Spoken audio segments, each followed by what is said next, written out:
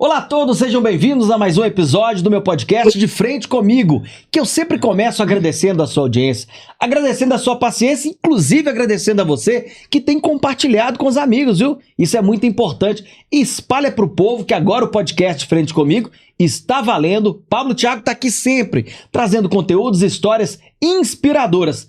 E por falar em história inspiradora, se prepare que hoje a história é uma das mais inspiradoras que nós tivemos aqui no podcast Frente Comigo. Então, feito isso, fique à vontade, se prepare, porque a partir de agora é de frente comigo.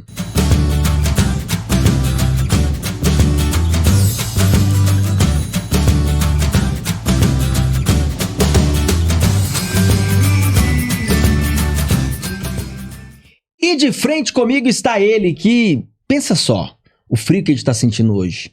Ele já viveu isso de forma intensa, mas morando nas ruas. Ex-morador de rua, ex-frequentador da FEBEM. Você não faz ideia, muita gente já ouviu falar mal da FEBEM, né? Mas a história é muito pior do que você imagina. Mas sem muito lero-lero, deixa eu apresentar para você. Eu estou aqui com ele, com Robson Anísio. Um prazer estar com você aqui, meu filho. Prazer é todo meu, Pablo. Muito obrigado pelo convite e muito obrigado também a você que está nos assistindo agora aí. Rapaz, que de frente comigo, né? Você tá doido, hein? Pablo Thiago. Eu com a voz dessa aqui, eu tava no ar aqui mais vezes, viu? Meu podcast rapaz, é 30 vezes por semana. Que isso, rapaz. Satisfação, Robson, estar com você aqui, viu? Muito obrigado. Eu fico feliz porque eu já acompanho seu trabalho.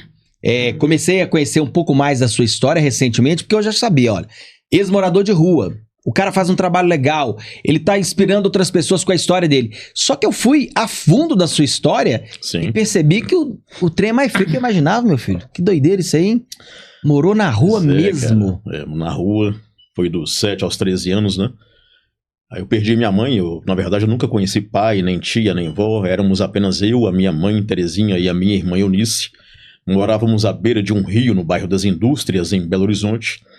E a minha mãe, ela tinha um problema muito sério no coração, que foi agravado pela picada de um inseto barbeiro que transmitiu a ela a doença de Chagas. Então minha irmã, era muito comum. A minha mãe faleceu quando eu tinha 7 anos de idade. E por não conhecer nenhum outro parente, os vizinhos me levaram para a FEBEM, né, e a minha irmã, ela teve um destino diferente do meu. Oh, meu Deus do céu. E quando a vizinha falou assim, não, Robson, você vai para a FEBEM, lá tem muita criança, você vai poder brincar o dia inteiro. E você vai sair de lá um doutor, né, formado e tal, porque essa era a propaganda que o governo do estado passava, né, nos meios de comunicação naquela época sobre a FEBEM. De fato. E ali era uma mistura, né, de crianças órfãs justamente com menores infratores. E eu fui para a FEBEM imaginando encontrar um parque de diversões. Não, vou chegar lá, carrinho bate-bate, algodão doce, balão, muita coisa colorida, bacana, muita criança sorrindo e tal. E quando eu cheguei lá, fui recebido por uma senhora que foi logo me tirando as poucas roupas e os poucos brinquedos que eu tinha levado. E ela me levou para cortar o cabelo, passaram máquina zero e me entregou um uniforme.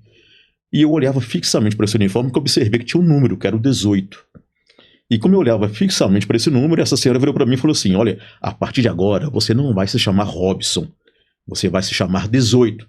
Então cada criança na FEBEM tinha um número e o meu era 18. Puxa. E a minha primeira noite na FEBEM foi trancado em um quartinho escuro. Lá tinha um instrutor de nome Sebastião. E durante a noite inteira esse Sebastião, ele entrava nesse quartinho escuro e urinava em mim. Jogava fezes em cima de mim. Então essa foi a minha primeira noite, a madrugada inteira. E o meu primeiro café da manhã foi com palmatórias, né? Para quem não conhece, uma régua de madeira bem grossa, que dava 10 em cada mão. E como eu me recusava a chorar, eu não chorava de jeito nenhum naquela época. Aí o Sebastião ficava tiririca, me dava mais 10, mais 20, mais 30. Que isso? Até que minha mão ficasse completamente ferida, né? Então essa foi a minha primeira noite. E o meu primeiro café da manhã dentro de uma instituição criada pelo governo do estado para poder acolher, né, crianças órfãs como eu e também crianças em vulnerabilidade social. Rapaz, é uma introdução que já nos chama atenção, de muita comoção até, porque uma coisa é eu falar aqui, olha, o Robson morou na rua. Uma coisa é eu falar que por qual motivo o Robson foi parar nas ruas. Segura aí, que a gente vai falar mais sobre esse assunto. Eu tenho que dar uns recadinhos super rápidos aqui. Bora. Meu povo, tem muita história pra gente tratar aqui ainda no podcast de hoje, mas eu não posso dar sequência sem antes agradecer os nossos patrocinadores. E aí eu já começo agradecendo a minha amiga Thaís, da Clínica da Cidade, Unidade Venda Nova. Ó, preste bem atenção. Você quer uma clínica com preço acessível? muito tranquilo para você? Uma clínica que tem muitas especialidades para você ser atendido com tranquilidade? E o melhor, os exames são feitos todos na Clínica da Cidade, Unidade Venda Nova. Pronto, tá tudo certo por lá. Tem localização, fica ali em Venda Nova, perto da Praça dos Taxistas, próximo a Padre Pedro Pinto, e tem facilidade para você de ônibus ou estacionamento na porta. Tá fechado? Então essa é a minha indicação. Clínica da Cidade, Unidade Venda Nova, consultas com preços acessíveis. É para todo mundo. Agradeço também meu amigo Luiz, da Pampulha Consultoria. Gente, tive com o Luiz outro dia gravando podcast aqui, tem muitas histórias vindo aí, vai ter também inclusive o podcast do Luiz aqui no nosso programa, você vai ficar por dentro. Para você que quer mexer com busca e apreensão do seu carro, às vezes você tá pagando direitinho, a vida tem dificuldades, e aí você embola na prestação. Deu problema.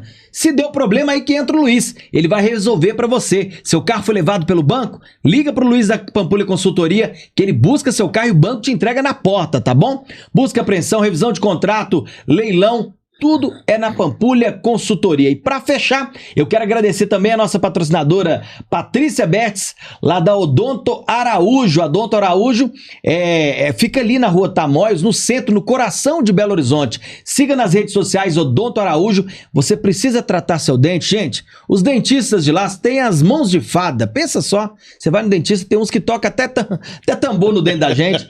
Lá não, o povo é mão de fada e é acessível para todo mundo. Ali na Rua Tamoios, no coração ali da Praça 7, ali no centro de Belo Horizonte. Tá aí o arroba da Patrícia Bertz, aliás, da Odonto Araújo. Essa é a nossa indicação. Alô, Patrícia, muito obrigado pela parceria. Tamo junto, viu? Agora joga pra cá. Robson, eu vou destrinchar sua história hoje aqui, porque eu já conheço, eu quero que o público conheça um pouco mais. Falamos então um pouco da introdução pelo qual você foi parar nas ruas, mas me surgiu uma dúvida, Robson. Na época, vivia você, sua irmã e sua mãe, vocês moravam em casa própria, de repente você teve que sair, largou tudo pra trás.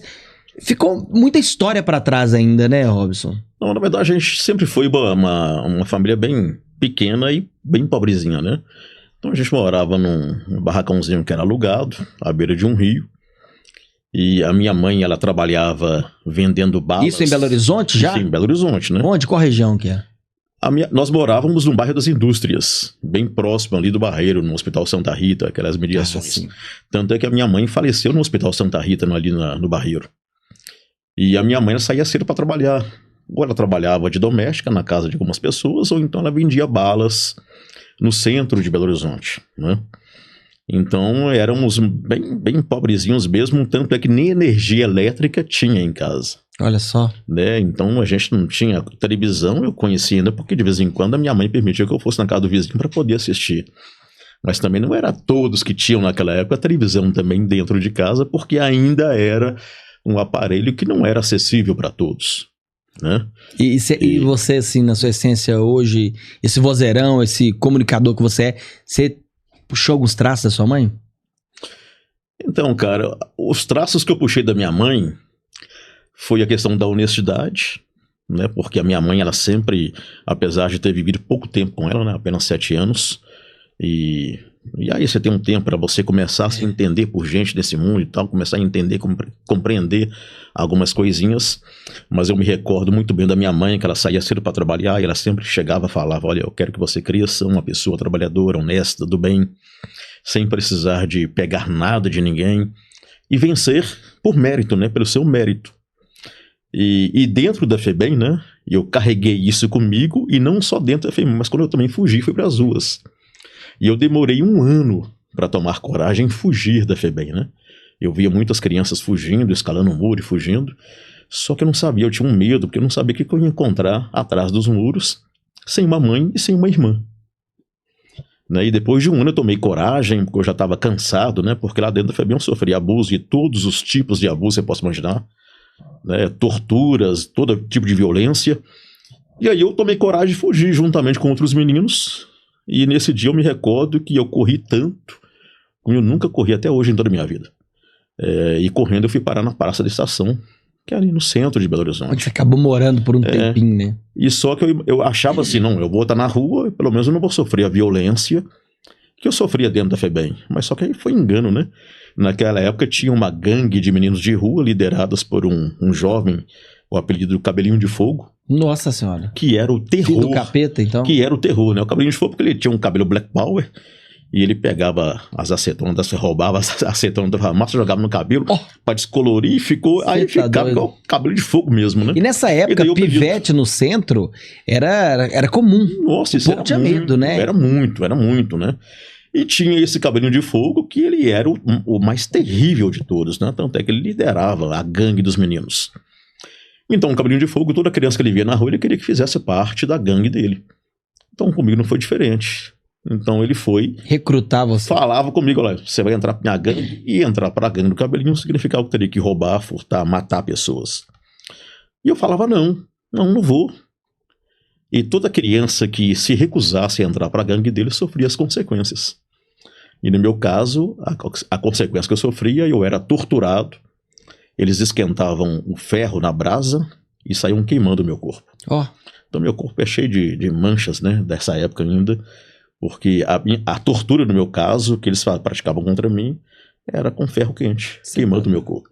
Agora, uma coisa que me chamou a atenção, até no vídeo que você tem, é um documentário aquilo. É um documentário. Inclusive, para você que nos assiste, o canal, deixa seu canal do YouTube para as pessoas acompanharem onde está esse conteúdo, que eu acho super interessante, né, as pessoas irem lá e assistir. É um vídeo de 20 minutos ou mais, é isso? São 15 minutos. 15 minutos, né? 15 minutos, são se você tiver oportunidade, vá no canal do Robson. Qual que é o no YouTube? Robson Anísio, Elemento 18. Isso no YouTube, né? No YouTube. É muito interessante, porque algumas coisas me chamaram a atenção. A primeira delas foi lá atrás, quando ele mostra a forma que ele apanhou e ficou sofrendo dentro da FEBEM. Agora, quando você pula o muro e você percebe que o muro não era tão alto quanto você imaginava. E a vida da gente é assim, né, Robson? Exatamente. Muitas vezes nós ficamos numa prisão em nós mesmos. Quando a gente supera aquele obstáculo, poxa, era tão fácil. Claro que o seu exemplo serve como base, mas é totalmente diferente na prática, porque ali você você tinha toda uma prisão ali, porque você sofria abuso, Sim. Você estava aprisionado, você era uma criança, você desconhecia tudo, né? Mas ali você percebeu que o muro não era tão alto, tanto é que você pulou outras vezes esse muro, né? Foram muitas idas e vindas da FEBEM, né? Que a polícia pegava a gente na rua e levava de volta para a FEBEM. Mas o que é o mais interessante para a gente chegar até isso que eu quero contar para você que agora aqui, vale lembrar que, além do muro ser baixo, né, foi aí que eu descobri que os muros da FEBEM eram baixos, mas meus sonhos e minha fé não eram gigantes, né? Porque eu tinha comigo ainda aqueles ensinamentos da minha mãe. Eu queria me tornar realmente aquilo que minha mãe sempre desejou que eu me tornasse, né? Uma pessoa do bem, uma pessoa, né, vencedora, trabalhadora. E nas ruas eu também encontrei muitas pessoas que queriam que eu desistisse desses meus desejos, né, de me tornar uma pessoa boa. Queria que eu virasse, na verdade, um marginal. Então eu fui contra tudo e contra todos. Eu fui contra um sistema, né, que queria que eu me tornasse um bandido marginal. Mas nas ruas, a dor que eu sentia, na verdade, não era a dor maior, não era a questão das queimaduras que eu sofria com os ferros quentes. Na verdade, a maior dor que eu sofria nas ruas é pelas pessoas que passavam por mim e não queriam conhecer a minha história. Pelas pessoas que passavam por mim, eu com 8 anos de idade, e me chamavam de bandido, de pivete, de marginal. Algumas pessoas viravam para mim e falavam assim: volta para casa, menino. É como se eu tivesse uma, né? Mas não tem casa, né? Tinha casa. Você tava em casa, né? Mas eu não conseguia contar a minha história porque as pessoas não tinham tempo para ouvir a minha história. E também uma coisa que me marcou muito na rua é a questão da fome, né? Porque a gente sente muita fome, tá? É morador de rua, está ali. E muitas vezes eu não conseguia o alimento, né? O que comer. E tinha um supermercado no centro que ficava na Avenida Paraná chamado Medradão. E eu comecei a frequentar esse supermercado e comecei a furtar pacote de biscoito para poder matar a minha fome, né? E o segurança sempre corria atrás de mim, não conseguia me pegar de jeito nenhum, era muito esperto, uma criança, né? Saía correndo ali pela Paraná em direção à Praça da Estação. E era o núcleo de compras daquela região ali, né? Era o principal supermercado que tinha, né? Eu acho que em toda Belo Horizonte, que todo mundo ia fazer compra no Medradão, né? Todo mundo. Dos bairros todos desciam para o Medradão. Lógico que os bairros tinham uns pequenos mercados, mas o Medradão era como se fosse um shopping, né, da época ali, né? E eu até me recordo que eu tinha uma tarde fria, que era uma tarde de inverno, que eu estava na praça da estação, estava com muita fome nesse dia, mas muita fome mesmo. E eu estava sentado com aquela roupinha toda rasgada, né, sem chinelo, descalço, estava com a camisa entre as pernas ali, com a cabecinha só colhendo lá de fora, né, tremendo de frio. E eu vi que tinha uma senhora vindo em minha direção com uma criança mais ou menos da minha idade, e cada qual comendo um salgado. Eu estava com muita fome, cara, e quando essa senhora se aproximou com essa criança bem pertinho de mim assim, por impulso eu levantei para pedir um pedaço do salgado, né? O dono me dá um pedacinho que eu tô com fome. E essa senhora, ao invés de me dar o salgado, ela cuspiu na minha cara. Aí esbravejou, me chamou de vários nomes, de bandido, de marginal, tem que morrer e tal. Na frente do filho. Na frente do filho. E a criança ficou rindo, né? Então nesse dia novamente eu sentei no chão, coloquei a cabeça dentro da camisa ali. E nessa tarde eu chorei como nunca chorei em toda a minha vida. E eu prometi para mim mesmo ali naquele momento que eu nunca mais ia pedir comida para ninguém. Então, sendo assim, as minhas idas ao supermercado se tornaram mais constantes ainda. E foi numa dessas idas e fugas do supermercado, com segurança correndo atrás de mim, que eu me deparei com a banca de um camelô. E sobre essa banca tinha uma pequenina caixa que todos chamam de rádio, né? E por incrível que pareça, por mais que seja baratinho um rádio, né, funciona até a pilha. Mas na minha casa com a minha mãe, nós não tínhamos nem rádio. A televisão eu conhecia porque eu podia, de vez em quando, assistir na casa do vizinho, mas eu nunca tive contato com rádio. E quando eu vi ele na banca do camelô uma caixinha, saindo uma voz bonita de dentro dela ali, eu peguei assim a caixinha por impulso, comecei a balançar, perguntei, moço, como é que esse homem entrou aqui dentro, né? E quando ele percebeu que realmente eu não sabia o que era aquilo, ele começou a me explicar. Não, menino, que isso? Você não sabe o que é isso aqui, não? Como é que um homem vai caber aqui dentro, né? Um homem não entra aqui dentro, não tem nem jeito, você é louco, né? E começou a falar, não, é um homem, que é um locutor, que ele fica num quartinho e fala no microfone. Aí a voz dele vem por ondas. Eu olhava assim pro cara, falei, esse cara cheirou muita cola, né? Olha só, ondas. Eu não sabia nem o que era ondas e tal. E viajei na explicação desse cara. E aí ele conta histórias, e toda história que ele conta sai nessa aqui e em milhares de caixinhas espalhadas pela cidade. Aí eu comecei a olhar toda a cidade, assim, uns prédios assim. Não, moço, tem muita mesmo? São milhares? Nossa, é muita caixinha igual essa aqui. Então não é só essa aqui, não, são várias, é muitas só. Aí eu olhei para ele assim, moço, então é isso que eu quero ser, moço, um locutor, para me poder contar a minha história, para que as pessoas conheçam a minha história, né? Que milhares de pessoas então conheçam a minha história. Então surgiu ali, com 8 anos de idade, um sonho, um desejo, né? De me tornar um locutor, para que eu pudesse um dia contar a minha história, para que as pessoas pudessem ouvi-la, né? Essa dificuldade que eu tinha de poder contar a minha história, o rádio, ele me mostrou um caminho naquele momento ali, né? Te encantou. Né? Que me encantou. Quem tava falando na época é difícil lembrar, né? Não, eu vou falar para você quem que é ainda. Na verdade, assim, e toda vez que a polícia me pegava nas ruas e me levava de volta para FEBEM, esse instrutor, o Sebastião, ele me batia cada vez mais. Parece que ele tinha um carinho especial por mim, sabe? Ele me espancava, me dava chute, pontapé, murro.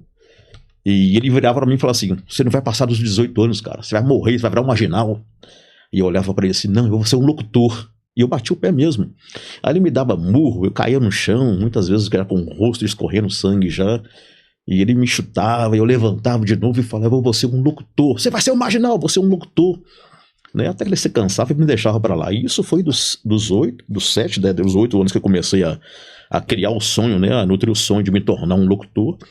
Então foi dos 8 até os 13 anos de idade. Isso, Sebastião lá em cima. O Sebastião sempre torturando, o Sebastião Meu sempre sonho era o Sebastião assistir esse podcast. Meu sonho não, era... Mas eu vou te contar o que aconteceu. Ainda tem história do Sebastião? Tem, Meu Deus história do do Sebastião. É uma caixinha de história. Mas aí eu fui adotado por uma senhora que eu chamo de Anja, que é a dona Francisca. É uma costureira de Birité, que também foi contra tudo e contra todos, porque na época, já com 13 anos de idade, o serviço social falava assim, não, esse ali já tá cheio de mania de rua, 13 anos, né? Olha aqui, tem um recém-nascido aqui esperando para ser adotado, você vai criar do seu jeito e tal. E a minha mãe adotiva, ela sempre virava e falava assim, não, mas eu quero aquele, mas a senhora não vai se dar bem com ele. Mas por que você tá falando por mim, né? Ela teve uma opinião forte assim? Deixa eu pelo menos tentar. Não sei, ela sempre falava assim que viu algo especial em mim, né? E eu fui adotado com 13 anos. E ela já tinha filhos? Não tinha. E quando eu fui adotado, ela me matriculou em uma escola no bairro Jardim América, que é a Escola Estadual Olímpia Rezende Pereira. E eu me recordo que no meu primeiro dia de aula nessa escola, eu entrei na sala de aula e perguntei à minha professora, a tia Mariluce. Falei, tia, como é que eu faço pra mim ser um locutor? Aí a professora falou pra mim assim, locutor? Locutor? Isso é um trabalho em rádio? É, tia. Bom, você vai ter que concluir o ensino fundamental, concluir o ensino médio, e ingressar numa universidade. No seu caso, tem que ser pública porque você é pobre, né? Tá bom, tia. Frustrando o sonho. Eu concluí o fundamental, concluí o ensino médio e ingressei, né, na Universidade Federal de Minas Gerais, onde concluí com sucesso o curso que um dia um garoto que com 8 anos de idade profetizou para si mesmo que se tornaria um locutor. Eu me formei em comunicação social com habilitação em radialismo. Que massa. E eu me recordo que o meu primeiro programa de rádio, eu não sei se você vai lembrar dessa emissora, existia em Horizonte, a extinta Rádio Terra. Já ouvi falar. O meu primeiro programa como estagiário, que começava às 2 da tarde e terminava às 18 horas. A primeira coisa que eu falei nesse dia no microfone não foi um boa tarde para os ouvintes. Eu lembro que eu entrei no estúdio, ajeitei o microfone, enchi o peito de orgulho e falei: Sebastião, eu contrariei as suas estatísticas. Eu me tornei um locutor. Sensacional, né? E a partir daí foram algumas outras emissoras que eu trabalhei, como a Rádio Liberdade, em Betim. Enfim, o Sistema Bel Rio de Comunicação em Pirapora. Estava entalada essa chamada. Né? Mas aí que vem também o meu reencontro com o Sebastião. Houve um reencontro com? Eu estava já com meus 20 e poucos anos. Eu fui desenvolver um trabalho na Secretaria Municipal de Saúde em BH, no prédio da Afonso Pena. E quando eu cheguei lá já tinha algumas matérias minhas na televisão, né, com esse menino de rua e tal. E uma senhora, uma servidora, ela me reconheceu. Eu falei, você é o Robson, menino de rua, né? Eu falei, sou eu mesmo. Nossa, a sua história é muito linda e tal. Mas aqui, eu conheço um homem que foi muito ruim na FEBEM. Até então não dei muito ouvido pra ela. Eu falei, tá, beleza, mais um, né? Uhum. E é da FEBEM do Barreiro. Bacana. E eu, assim, com outras pessoas querendo também mesmo comentar, conversar comigo e tal, não tava dando muita atenção. Quer saber de Barreiro, mas não, já superei. Eu falei, nossa, pelo amor de Deus, vou falar de FEBEM aqui, pelo amor de Deus, senhora. Aí, de repente, essa mulher me solta assim, eu conheço um homem muito ruim, ele se chama Sebastião. Aí, como é que é, minha senhora? É Sebastião, você conhece? Minha senhora, será que é do mesmo Sebastião que nós estamos falando então aqui? Olha, eu sei que ele mora no Alto Veracruz e a mulher dele abandonou ele, os filhos abandonaram, porque ele é um homem muito ruim. Então deve ser o mesmo. É o mesmo. E ela falou comigo assim, eu tenho um endereço dele, você quer? Falei, quero. No dia seguinte estava lá batendo palmas para chamar no portão do barracão lá do Sebastião. Meu Deus do céu. O Sebastião não apareceu, quem apareceu foi uma vizinha que perguntou quem eu era, me identifiquei, eu sou o Robson e tal. Aí você tá procurando quem? O Sebastião, ele mora aqui? Mora, mas você é o que dele? Não sou nada dele. Aí, mas você não é nada, tá procurando o Sebastião? Você é da prefeitura? Minha senhora, eu só quero saber se o Sebastião mora aqui, só isso. Mora. E é o seguinte, ele tá bêbado aí, caído no chão aí. Oh, meu Deus. Ele tá sozinho, a mulher dele abandonou ele, os filhos abandonaram, eu falei, isso eu tô sabendo. O portão só tá encostado e a porta também só tá encostada. É só você empurrar e abrir. E pode ficar à vontade aí. Meu Deus do céu. Eu falei, perfeito. Eu tinha até então um ódio do Sebastião. Imagina você passar uma infância quase toda sendo abusado, torturado. Natural. É natural você nutrir um ódio por essa pessoa. Então meu desejo era realmente de matá-lo. E naquele dia eu fui para matar o Sebastião. Eu estava decidido a matar o Sebastião. Então pra mim tava tudo assim perfeito. Poxa, tá dando tudo certinho, né? Era só empurrar. Consegui o endereço, era só empurrar a porta, entrar. O cara tá bêbado no chão, não tem mais ninguém dentro da casa. Seria perfeito, a vai ser um morte. crime perfeito. E ninguém ia dar conta, nem sentir falta do Sebastião. Eu abri o portão, empurrei a porta do barracãozinho dele. E pela fresta de luz que abria assim, não abri na porta, começou a aparecer assim. E eu realmente visualizei que tinha um senhor deitado no chão, de costas para a porta. Eu me aproximei, olhei para o rosto dele, realmente é ele. Não mudou absolutamente nada. E quando eu olho assim pra trás, assim, no cantinho da porta, sabe aquelas portas que são escoradas por um pedaço de madeira? Sim. Colocava assim atrás antigamente. Pra segurar. E tinha uma madeira no chão ali. Falei, perfeito. Vai ser uma paulada só na cabeça que ele não vai nem saber o que aconteceu. Fui lá, peguei esse pedaço de madeira, me posicionei. Eu rindo de nervoso aqui. Mas me posicionei e falei, levantei aquele pedaço de madeira e falei, vai ser uma só. Mas o ódio era tão forte, tão grande, que eu apertei aquela madeira com tanta força, que até que as frestas da madeira começaram a entrar na minha mão. E eu tava com ódio danado mesmo, eu ia matar o Sebastião naquele momento. E de repente começou a me chamar a atenção um cheiro forte de urina e de fezes. Lembrou, foi lá atrás. E eu comecei assim a olhar para todos os cantos assim, e logo pensei comigo, esse cara tá vivendo no mesmo quartinho escuro que me fez viver durante muitos anos. Puxa. E eu fui baixando aquela madeira devagarzinho, pra jogar ela no chão. Eu saí, chamei essa vizinha e fiz para ela a seguinte proposta. A senhora me ajuda a dar uma limpeza aqui nesse barracão dele? E a senhora, mas você não é nada dele, afinal de contas, por que você quer limpar o barracão dele? Eu falei, minha senhora, não pergunte muita coisa. Eu só tô perguntando se a senhora pode me ajudar a limpar o barracão. Fala, qualquer cafezinho que você me der, a gente ajuda. Eu dou pra senhora o café, a janta, o almoço, tudo pra senhora, mas por favor, me ajuda.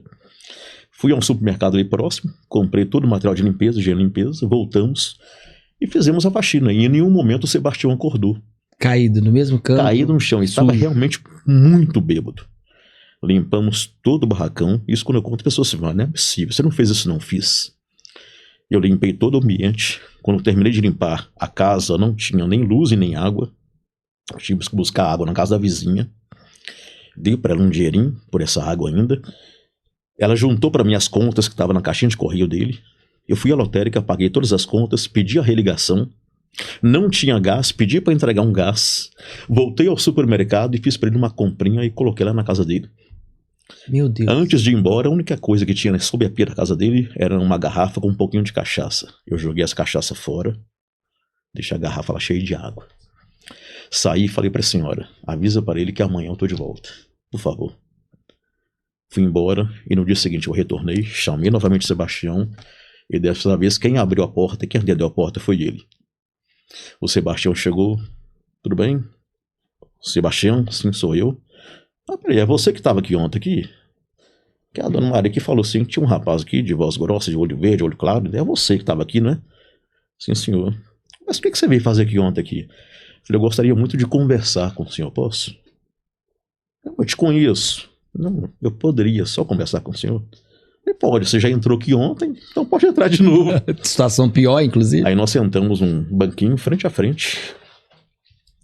E eu olhando para ele perguntei, Sebastião, o senhor tá lembrado de mim? Não. Olha bem para mim, assim como o senhor, eu também não mudei nada. Não.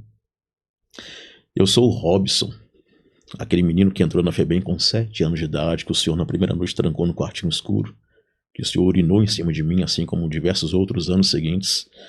Aquela mesma criança que o senhor abusou muitas vezes na FEBEM, torturou, que humilhou, que virou para mim e falou assim que não me tornaria um locutor, que eu me tornar um bandido. É só dizer para o senhor que ontem eu vim aqui com a intenção de matá-lo. Mas eu descobri que matar o senhor, eu me tornaria uma pessoa pior ainda do que o senhor. Então, só para deixar claro aqui para o senhor, do fundo do meu coração, eu sei que a dor, ela é muito grande, né? Pelo que o senhor fez comigo. Mas eu perdoo o senhor.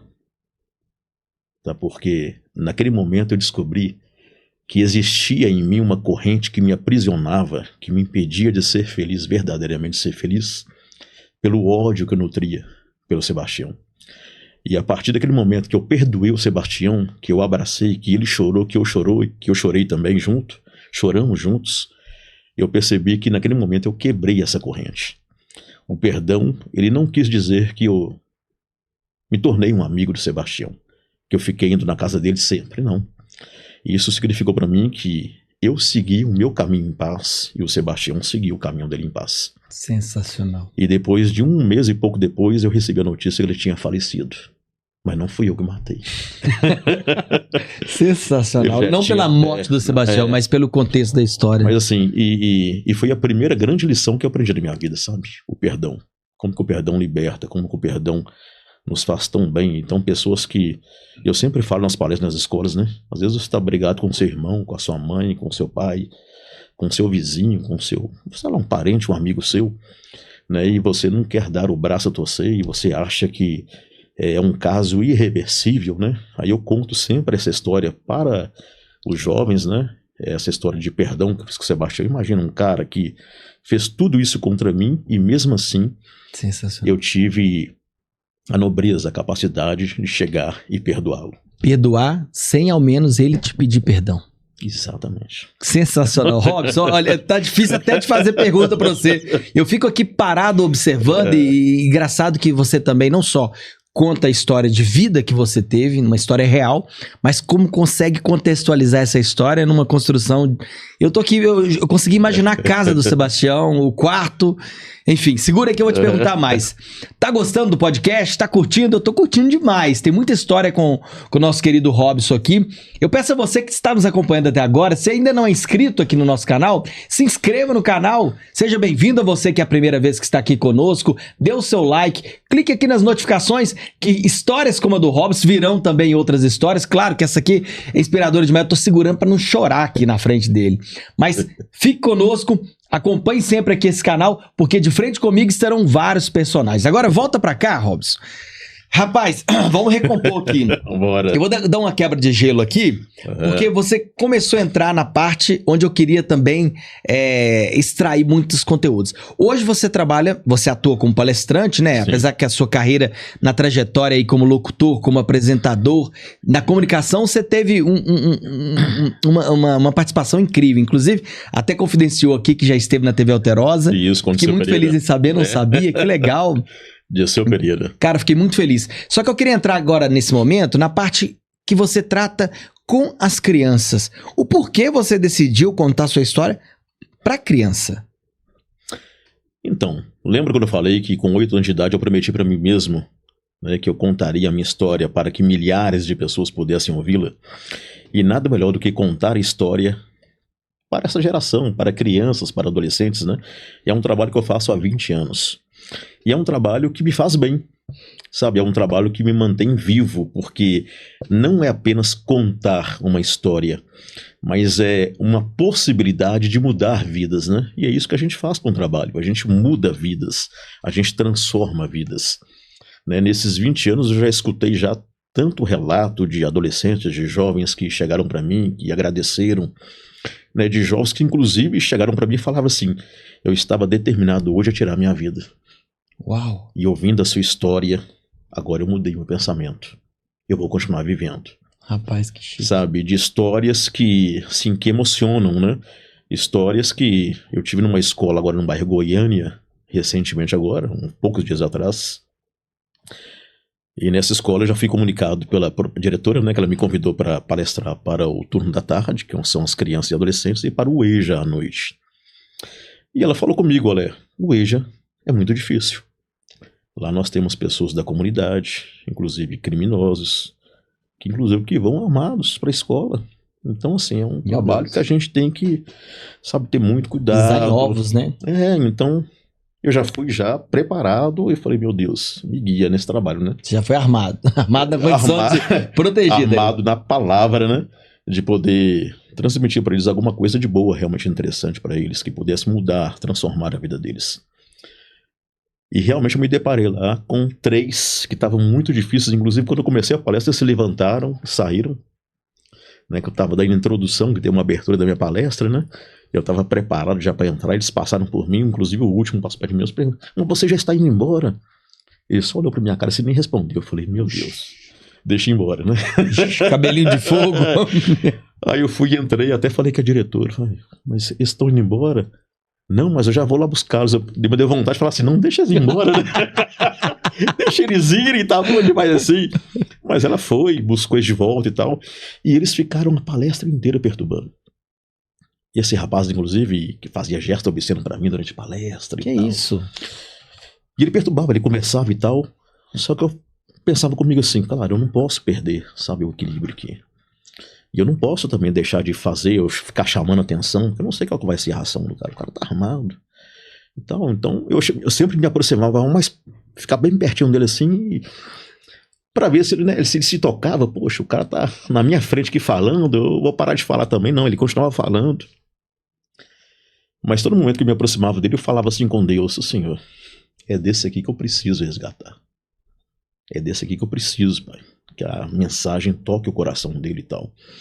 Cara, ele ficou a palestra inteirinha perturbando. Quando eu terminei a palestra, sempre vem as pessoas para me agradecer e tal. E quando eu olho assim no finalzinho da fila, esse rapaz estava lá na fila esperando para me dar um abraço. Que show, rapaz. Aí quando ele se aproximou de mim e me abraçou, ele chorou, eu chorei junto. E ele falou comigo assim: muito obrigado. Primeiro, você me perdoa por ter perturbado o seu trabalho.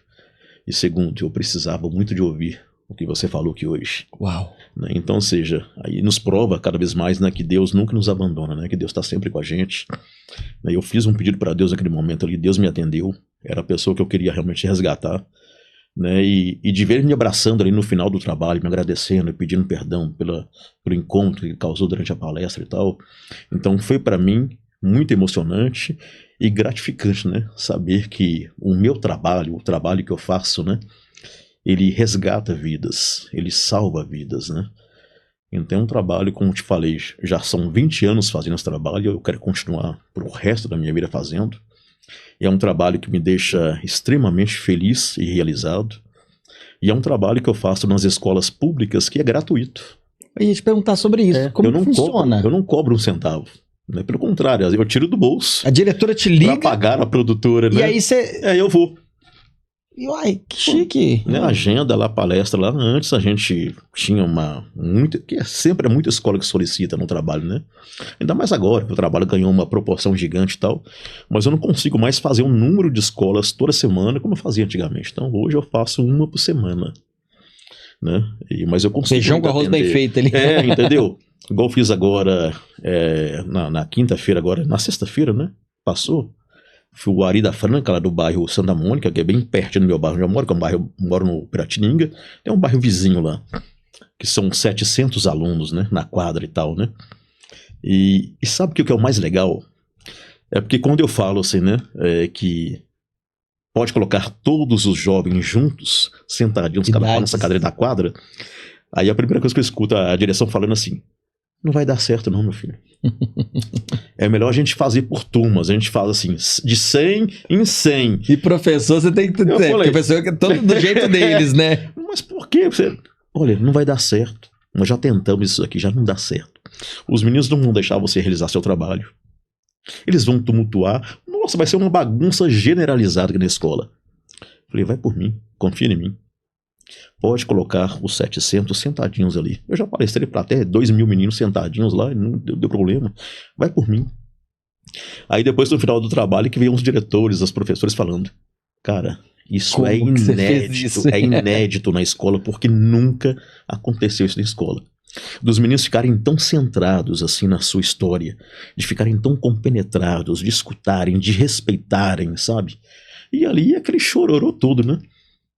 Porque além da minha história, eu falo sobre valorização familiar, falo sobre o suicídio, né? Porque os jovens hoje o Brasil são um dos países que mais tem uma taxa de suicídio entre jovens aí do mundo. Acho que é o segundo já que o Brasil está. E é complicado, porque a gente não pode noticiar isso, não pode falar. Assim, tem que falar conscientizando, ao mesmo tempo não pode divulgar. Então esses jovens que andam com essas blusas de frio, com capuz e tal... Não é porque antes eu ficava assim, não, porque um menino consegue ir para a escola num calor de 40 graus, com um capuz tampando a cabeça, com o braço todo tampado. Mas também muitas vezes é porque está mutilado. Psicologicamente. Jovens que vão se mutilando, que vão se cortando. Meu Deus do céu. Nossa, muitos que já chegaram a me abraçar chorando, né? Porque tem um momento que a gente fala sobre o suicídio e fala sobre a depressão. Que eu pergunto assim, né? Quem aqui nessa escola que já pensou ou tentou tirar a própria vida, levanta a mão? E muitos levantam a mão. Até com coragem, até diretor já levantou a mão. É mesmo? Já. Entendeu? Então, ou seja, os nossos jovens, eles estão realmente doentes e precisando mesmo de ajuda, sabe? Agora, deixa eu perguntar uma coisa, Robson. Eu vejo que você é uma pessoa tem muita fé em Deus. Sim. E a sua palestra não é uma palestra religiosa. Não. Mas você considera ali que em alguns momentos são verdadeiras orações? Como você mesmo disse, você pediu a Deus que intercedesse naquele momento ali durante a sua palestra. Você pode considerar assim alguns momentos de orações, vamos dizer assim? Ô, Pablo, assim como eu falo da depressão, eu também passei pela depressão. Então, não sei o que é isso. E foi um momento para mim muito difícil. Isso já adulto? Não tem muito tempo, sei lá, tem uns 6 anos mesmo? atrás que eu passei por uma profunda depressão. E eu parei minha agenda toda, eu ficava trancado dentro do meu quarto. Eu não queria saber de sair, de ver amigos, de ver ninguém. Que isso, cara?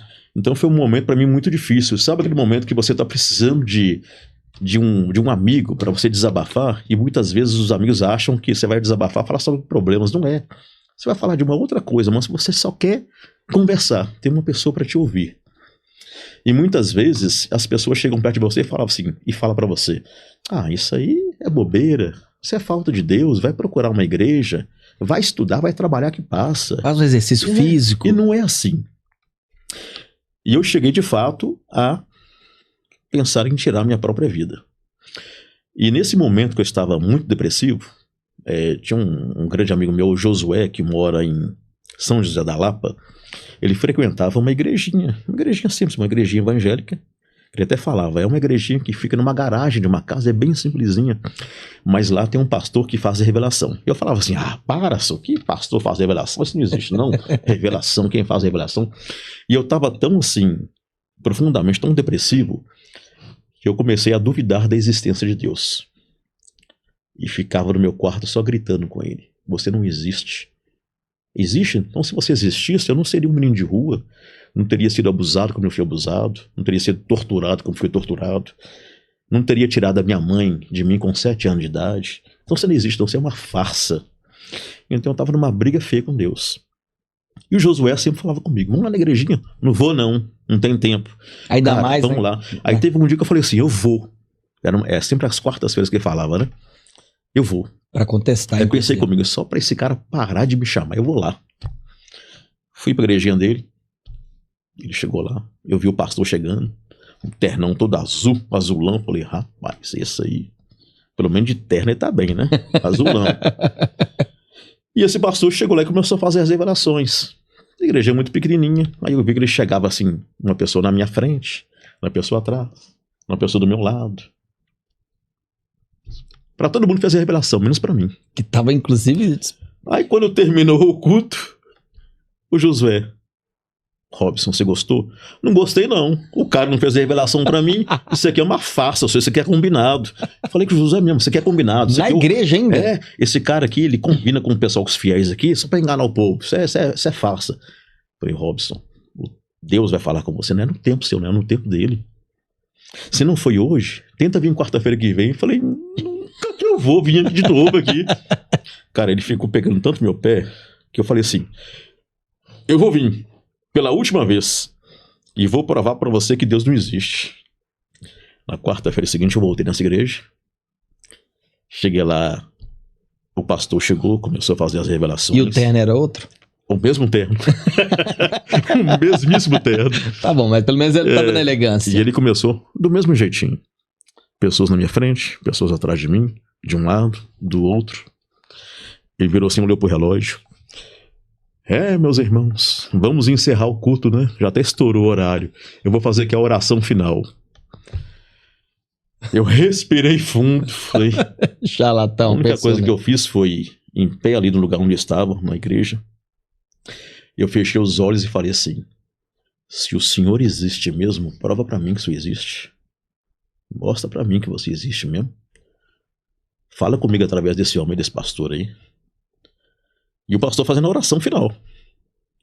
E com os olhos fechados eu só escutei o pastor falando assim, interrompendo a oração. Meus irmãos, me perdoe, eu vou ter que interromper a oração aqui.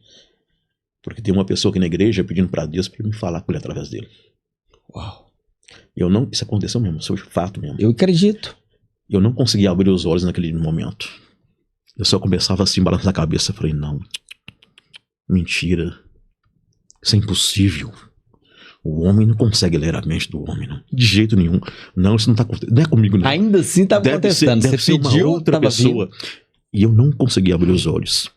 Aí eu só senti a mão do pastor na minha cabeça assim, colocando: Deus manda te dizer que nunca mais duvide da existência dele. Uau. E ele te vê, você viajando pelos 4 cantos desse país, contando a sua história e dando seu testemunho. Sensacional. Eu acredito muito nisso. Aí a partir daí, eu nunca mais duvidei da existência dele. Então por isso que essa necessidade de sempre falar de Deus nos meus trabalhos, né? Porque ele existe, ele é real, ele cuida de cada um de nós. E nos momentos que a gente está vivendo, que é o mais turbulento, que a gente duvida que ele realmente existe, né? Da existência dele. Eu sempre lembro de uma historinha que a minha mãe adotiva sempre contava, né? Das pegadas na areia, né? Ela sempre me contava essa historinha, que ela falava que um homem, ele feliz da vida, ele caminhava pelas areias da praia e sempre via as pegadas dele, as pegadas do lado, que eram as pegadas de Jesus, né? Só que ele passou um momento muito turbulento na vida, que foi nesse momento que ele percebeu que caminhando pelas areias da praia, ele só enxergava as pegadas dele ali na praia. E foi aí que ele questionou Deus, né? Ele falou: mas por que no momento mais difícil da minha vida o Senhor me abandonou? Aí Deus vira para ele e fala assim: não, te abandonei não.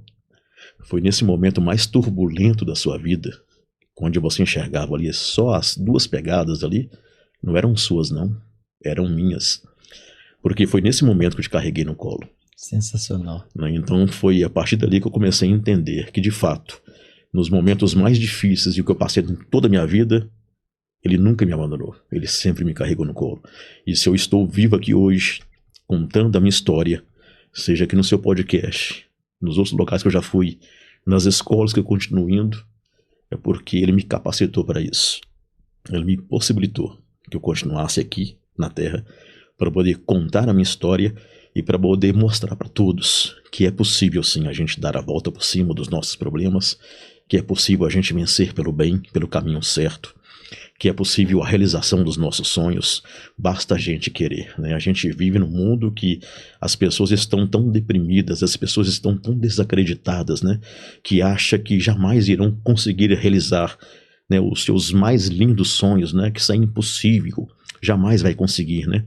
Vamos conseguir sim, assim como a minha história viva mostra, né? Uma história real, que mostra que eu consegui vencer todas as adversidades, que eu fui contra tudo e contra todos, contra o sistema, né, que na vida da gente vai aparecer vários Sebastiões que vão fazer você desistir do seu caminho. Mas existe um Deus, e se você tiver fé nele, e você lutar, você trabalhar, porque nada adianta a fé sem o trabalho. É a mesma coisa do corpo sem o espírito, é só um cadáver. Né? Então tem que ter fé e trabalho. A fé e o trabalho vão te levar a lugares inimagináveis. Sensacional. Fica até difícil, não consigo interromper o homem, não, você tá doido. Que legal, que legal. E eu fiquei tão, assim, a gente fica emocionado em vários momentos da sua fala. E eu percebi que quando você fala de Deus, é o momento que desvenda mais emoção no seu olhar, até mais do que a sua história, talvez porque você conta muito. E aí quando você deu esse exemplo, eu tive uma experiência com Deus parecida, por isso que eu creio que de fato isso ocorreu com você e acredito, né? Mas não pelo homem do terno azul, mas pela sua fé. Sim. E aí uma certa vez eu estava numa igreja católica, eu sou católico, e eu questionava muito a presença de Deus na Eucaristia. Ontem foi Corpus Christi, Sim. que na igreja católica, né, celebra aí a presença viva de Deus na Eucaristia. E aí eu conheci uma igreja que havia uma missa ali na calçada, na rua ali, e eu não conhecia o padre, ninguém, e eu questionava sempre Deus. Eram muitos questionamentos. E aí em certa ocasião, havia a exposição do Santíssimo Sacramento, onde o padre passava com ostensório, né, que aquela peça bonita na igreja católica, e eu questionei, mas ao mesmo tempo ajoelhei, mas questionei a presença de Deus vivo ali. Falei: Deus, se de fato o Senhor está presente nessa Eucaristia, manda aquele padre que não me conhece falar meu nome. Então que fale meu nome. E nada do padre falar, mas eu permaneci com fé ajoelhado. De repente eu senti uma quentura, rapaz, na minha cabeça, uma quentura na hora que eu abri o olho. E eram muitas pessoas. o padre havia saído lá de cima do barranco e estava com o sacrário na minha testa, assim. Então, é aquilo que eu te falei, a nossa fé, a nossa crença em Deus que motiva. Sim. Embora questionávamos, mas havia fé. Você era um homem, ainda assim, você era aquela pessoa de fé, porque você foi, atravessou lá para São José da Lapa. Ainda assim, você foi. Mesmo questionando, enfim, desacreditando, entre aspas. Sensacional. Muito legal. Eu quero mostrar uns vídeos, inclusive, eu vou pedir o pessoal da LF Studio, que eu agradeço da LF, que preparar uns vídeos que você me mandou das escolas, porque quem está nos assistindo teve a noção da história que você contou, mas não viu de fato.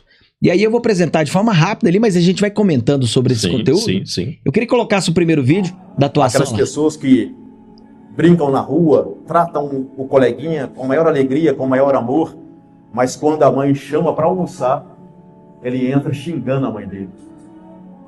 Aquela mãe que muitas vezes está com uma sandália furada, um calçado furado, mas em vez de comprar para ela esse calçado, vai comprar para o filho.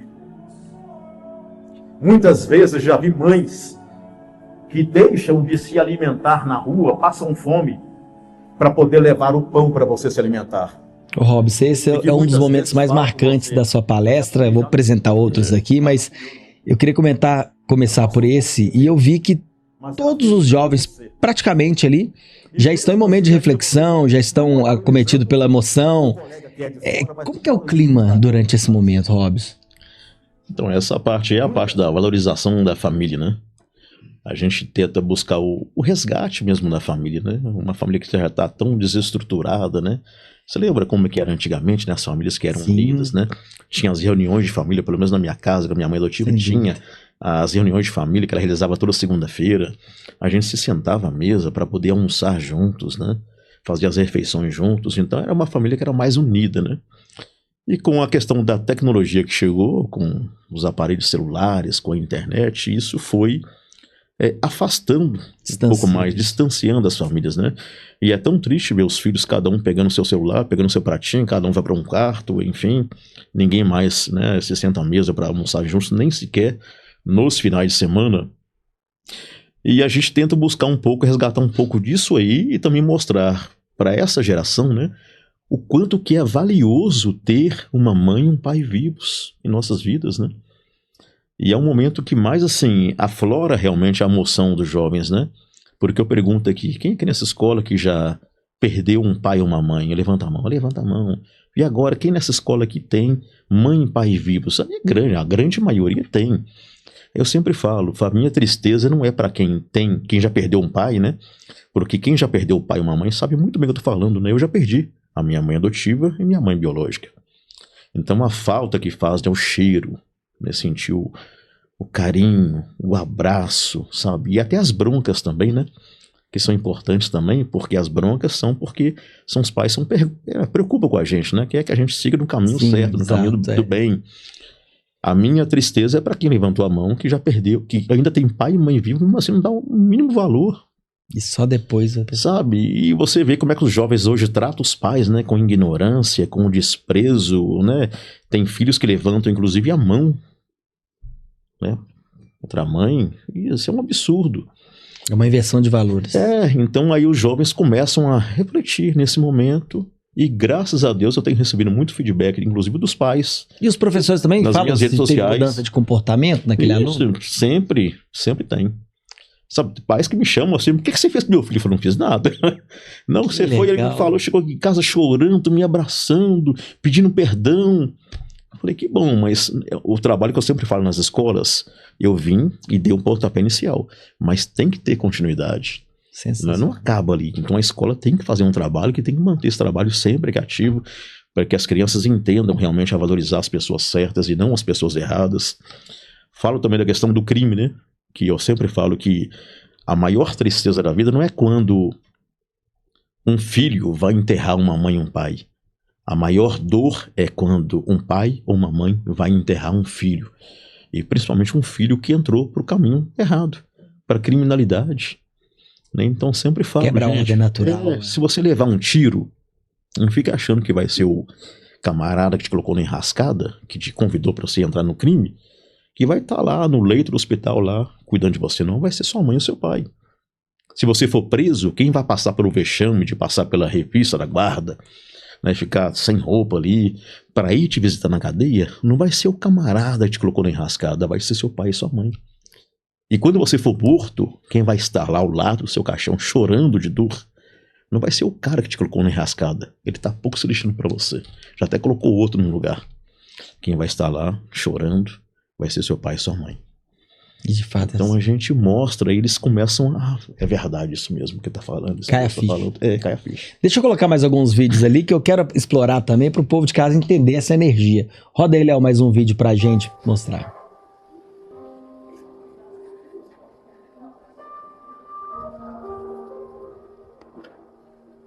Mãe, obrigado pelos ensinamentos, mãe. Obrigado pelo carinho, obrigado pelo amor. Prometo continuar levando o seu legado para sempre no meu coração. Ou será que você terá para dizer para ela: me perdoa, mãe? Me perdoa se eu não fui o filho que a senhora sempre sonhou em ter? Sabe aquelas companhias que a senhora dizia que eram más companhias? A senhora estava certa. Já tem meses, mãe, que eu venho fazendo coisas erradas sem a senhora. Só Deus sabe o que passa nessas cabecinhas nesse momento, hein, Robson? O que são esses últimos 5 minutos?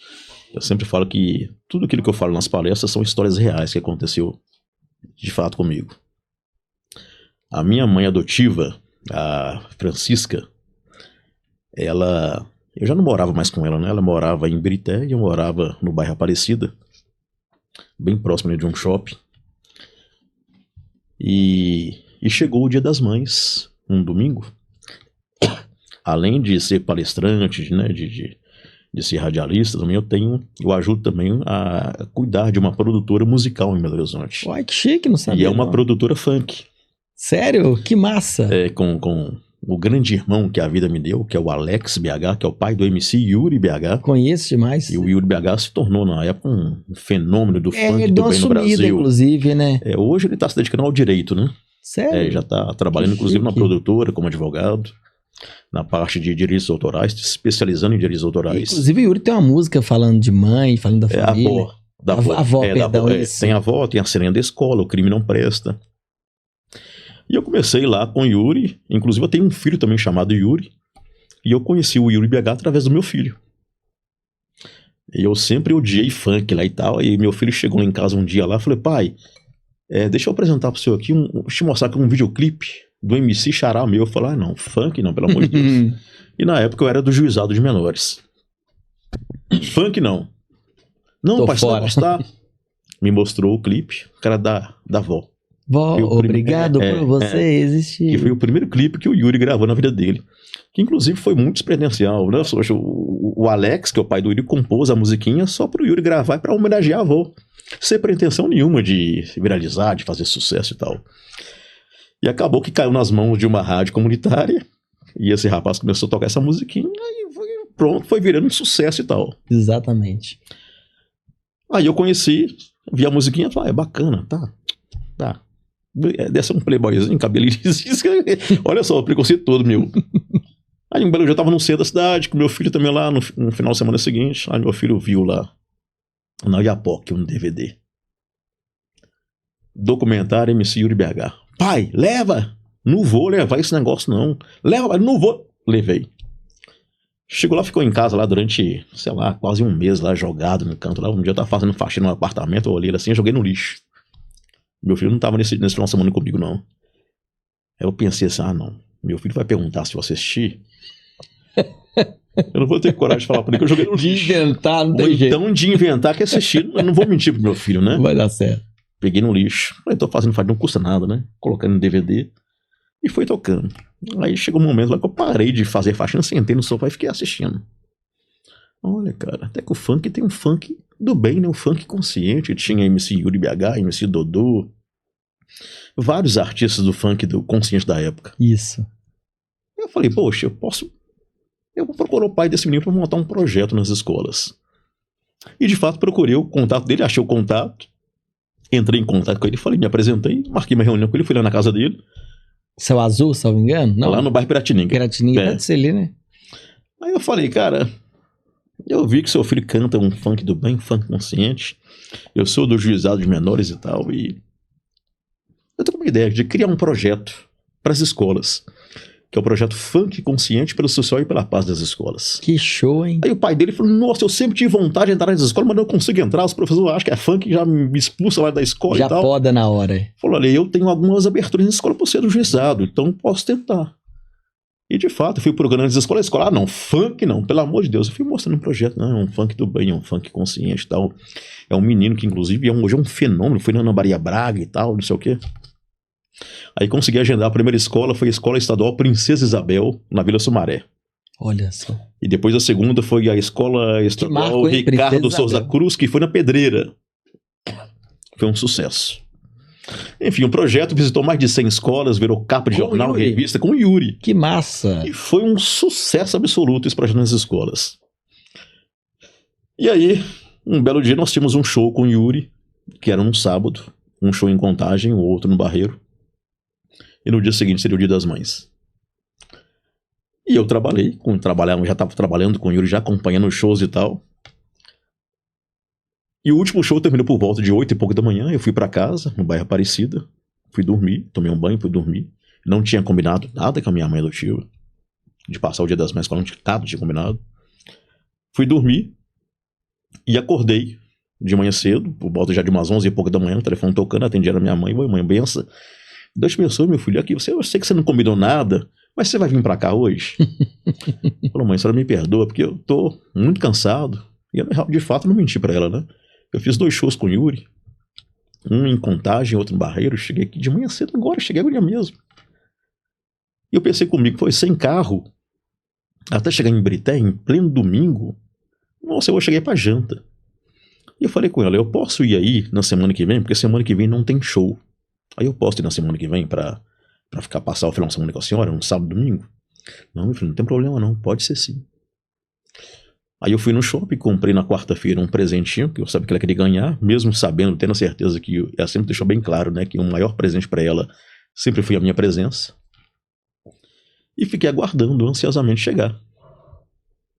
Deu o sábado de manhã cedo pra ir pra casa dela. Aí fui dormir na sexta-feira, já com tudo programado, vou levantar cedo, vou comprar o pão, vou comprar o leite, vou comprar as coisas tudo pra montar pra ela a mesa de café da manhã, bonitinho. Depois no almoço vou sair com ela pra almoçar, em algum restaurante, alguma coisa assim. E fui dormir na sexta-feira. Aí quando foi no sábado, quando eu levanto de madrugada, sempre levanto pra ir no banheiro e tal, eu fui ligar o telefone pra ver as horas, aí chegou a mensagem da minha irmã por parte de mãe adotiva, a Tayana. E a mensagem dizia o seguinte: meu irmão, eu tentei te ligar, mas não consegui falar com você. Então vai ser por mensagem. A mãezinha faleceu agora há pouco. Nossa senhora. Então os últimos 5 minutos é o real que eu falo pros meninos, né? Porque aquele último abraço, aquele abraço que eu queria dar nela no Dia das Mães, por ocasião do Dia das Mães, eu dei, com ela deitada no caixão. Puxa vida. Né? E sabe aquele momento dos 5 minutos? Foi quando o agente funerário chegou lá e falou assim: aí eu vou abrir aqui a tampinha do caixão por mais 5 minutos para você se despedir dela. Aí abriu 5 minutos para você dizer obrigado ou me perdoa. Vai depender das suas escolhas, como que você tratou o seu pai e a sua mãe durante toda a sua vida. Poxa, você tá doido. Tem como eu ligar pra minha mãe aqui? Você tá doido, irmão. Que doideira, rapaz. Que Então, loucura. são os 5 minutos que a gente faz, né? Que fala para os meninos para refletirem. Porque não adianta você ficar depois desesperado no enterro do seu pai e da sua mãe pedindo perdão. Eles nunca mais vão voltar. Então façam por eles aquilo que você tiver de fazer em vida. Valorize, cara, ame, abrace, diga eu te amo. Não deixa pra amanhã, porque amanhã pode ser tarde demais. E você dizer isso no caixão, quando deitado no caixão, vai ser uma dor imensa. Olha, eu tive com meu pai, ele foi alcoólatra a vida toda praticamente. E mesmo assim minha mãe me ensinou a respeitá-lo. E a gente sim, sempre fez. Várias vezes peguei meu pai na rua, dei banho no meu pai, fiquei em hospitais. E nunca tive uma presente de pai e filho. E a vida nos colocou frente a frente, mais próximo, na doença, quando ele foi diagnosticado com câncer. E eu costumo dizer que o período que eu fui com ele no médico, que eu fiquei com ele na minha casa, foi o período que eu tive mais presença de pai e filho. Mas assim, Deus me deu essa oportunidade porque eu fui um bom filho. Deus me deu essa oportunidade que eu nunca desonrei a missão de filho, sabe? Mesmo nas condições que ele tava e vivia uma vida só dele. Mas sabe o que me encanta? Me encanta quando a gente se segue no Instagram. E eu sou muito observador. O que me encanta é que você cria memórias com seu filho. Sim. Seu filho nunca vai esquecer disso. Né? Porque você é um cara que trabalha, que você tem o seu trabalho, né? Que você se dedica ao seu trabalho, que isso também é claro, também é lá, que a gente vê nas redes sociais. Mas você é um cara família. Muito. Você é um cara que está sempre com a sua esposa, você é um cara que está sempre passeando com seu filho, vai de bicicleta, dá as voltinhas, faz as coisas engraçadas. Sim. Então você está criando memórias com seu filho.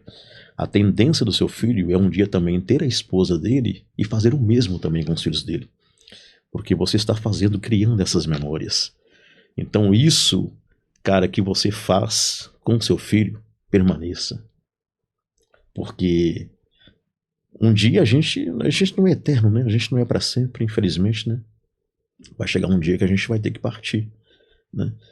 Mas que ele vai ter a certeza que teve um pai presente, um pai que amou verdadeiramente, né? Um pai que sempre esteve junto, né? Então essa certeza que vai estar no coração dele para o resto da vida dele, isso ninguém vai tirar. Então, me encanta isso quando eu vejo, sabe, nas redes sociais, que eu vejo pais, mães criando memórias com os filhos, né? E é isso, cara, porque... E aí a gente percebe que, poxa, não tá tudo perdido, não. Né? Tem muitas famílias que ainda são aquelas famílias antigas. É engraçado. Que são as famílias presentes. Você falou sobre jantar à mesa, é uma coisa que eu valorizo muito. Eu acho que as famílias têm que... essa conexão do jantar. E eu queria aproveitar... Vou falar de você, porque até então nós não entramos nesse mérito. Quando você falou que tem um filho chamado Yuri, quem é o Robson hoje? Pai de família, com filho? Quem é você hoje? Para o pessoal entender. Eu sou pai e avô, né? Que eu já tenho um neto. Que legal. Chama Thales. Inclusive eu fiz uma palestra há 2 meses atrás na escola do meu neto, que é em Esmeralda, eles moram em Esmeralda, meu filho com meu neto. E foi muito bacana, porque, né, eu tava doido pra fazer palestra nessa escola dele. E hoje eu sou um cara, vou dizer que eu sou um cara realizado. Eu sou um cara feliz, sabe? Porque eu faço o que eu amo. Eu tenho um filho que eu criei, né? E mesmo sabendo que a gente cria filhos para o mundo, né? Que a gente não vai ter pra sempre ali do nosso lado. Na adolescência, eu sempre falava com meu filho lá, eu falei... Ele sempre andava comigo assim, né? De braços aqui, cruzados, né? Até ele foi crescendo assim e tal. Eu falei, gente, daqui a pouco eles vão achar que nós somos um casal. Teve até um caso que aconteceu que nós somos do Rio de Janeiro e a gente tava andando pelo calçadão de Copacabana e ele lá, com 15 anos de idade, braço aqui. E eu olhava assim, meu Deus. Como é que desgruda esse menino? Veio 2 rapazes assim em nossa direção contrária, assim, nossa direção. Esse cara passa pra gente. Que casal lindo, cara, eu fiquei... Eu já queria partir pra cima do cara e tal. Aí veio o policial do guarda municipal. Pitela, separa vocês dois, não vão brincar, não. Falei, tá vendo, meu filho? Tá vendo? Esse negócio de andar? Desgruda, menino. Tá vendo? Para, desgruda. Quantos anos que tinha? 15 anos. 15. Já grande, né? Andou mais 10 minutinhos. Aí lá vem de novo com o braço. Ah, não. E eu sempre falava com ele, vai chegar um dia que você nem vai ficar ligando muito pro seu pai, porque vai chegar um dia que você vai ter a sua família, você vai constituir sua família, vai ter o seu filho, e você não vai ficar nesse grude com o seu pai. Não, nunca, eu vou sempre ficar assim. Não vai, meu filho, hoje realmente foi. Entendeu? Então mas assim, eu tenho uma plena certeza que tudo aquilo que eu pude ensinar, eu continuo ensinando, mesmo que ele é adulto, né? Porque filho é pra sempre, né? Por mais que ele esteja distante, mas a gente tá sempre conectado, tô sempre preocupado, ligando, querendo saber como é que tá e tal. E esse pai do Yuri, que é o Alex, né, foi um irmão que Deus me deu, né? Porque ele foi, assim, muito importante, principalmente após a morte da minha mãe adotiva. E ele sempre fala com todo mundo o seguinte, que eu entrei na vida dele no mês que a avó do Yuri tinha falecido. Olha só. Ele sempre fala, não, foi Deus que mandou o Robson. Porque Robson veio pra me ajudar. E foi pela música da pra avó me ajudar, pra me ajudar a cuidar do Yuri. Olha que bacana. E pra todo mundo ele fala que eu sou irmão dele. E pra todo mundo fala também, é meu irmão. Inclusive eu moro com o Yuri hoje. Ó, que chique. Eu moro com o Yuri e o vô do Yuri. Né? Porque legal. depois da morte da minha mãe, nós tínhamos até uma turnê depois, lá uma semana depois, lá em Porto Alegre. Eu até falei com o Alex, eu sei que já comprou passagem, comprou tudo, mas eu acho que eu não vou conseguir e tal. Falei, Robson, eu até entendo, né, a dor e tal, mas eu acho melhor você viajar com a gente, porque você vai ficar aqui sozinho, vai ficar pensando e tal, lá se distrai e tal. Acabei indo. Aí quando nós voltamos de viagem, ele falou comigo assim, o Yuri que falou dentro do carro, né, que tinha uma dublozinha, né, toda pelotada e tal, o Yuri falou assim, Robson, por que você não vai morar com a gente lá em casa? Eu falei, eu tenho minha casa, já que eu vou fazer na sua casa. Não, que sua mãe morreu. Eu falei, mas eu não morava com a minha mãe. Eu tava morando sozinho mesmo. Eu vou continuar morando sozinho. Aí o Alex falou, é verdade, né? Você podia morar com a gente lá, só. Tem um quarto lá, você sobrando, você lá. Eu falei, gente, eu não vou morar com vocês. Aí o Yuri falou assim, então vai pelo menos passar uma semana com a gente? Tá bom, uma semana eu vou passar com vocês. E essa semana já se passaram mais de 14 anos. Que isso, cara, que legal. Então a gente acabou se tornando uma família. Que chique. Então, ou seja, eu vi o Yuri crescendo, né? Hoje tá com 26 anos de idade. Então, você tá dizendo que... Você falou que ele tá na área do direito, ele tá estudando direito, qual período?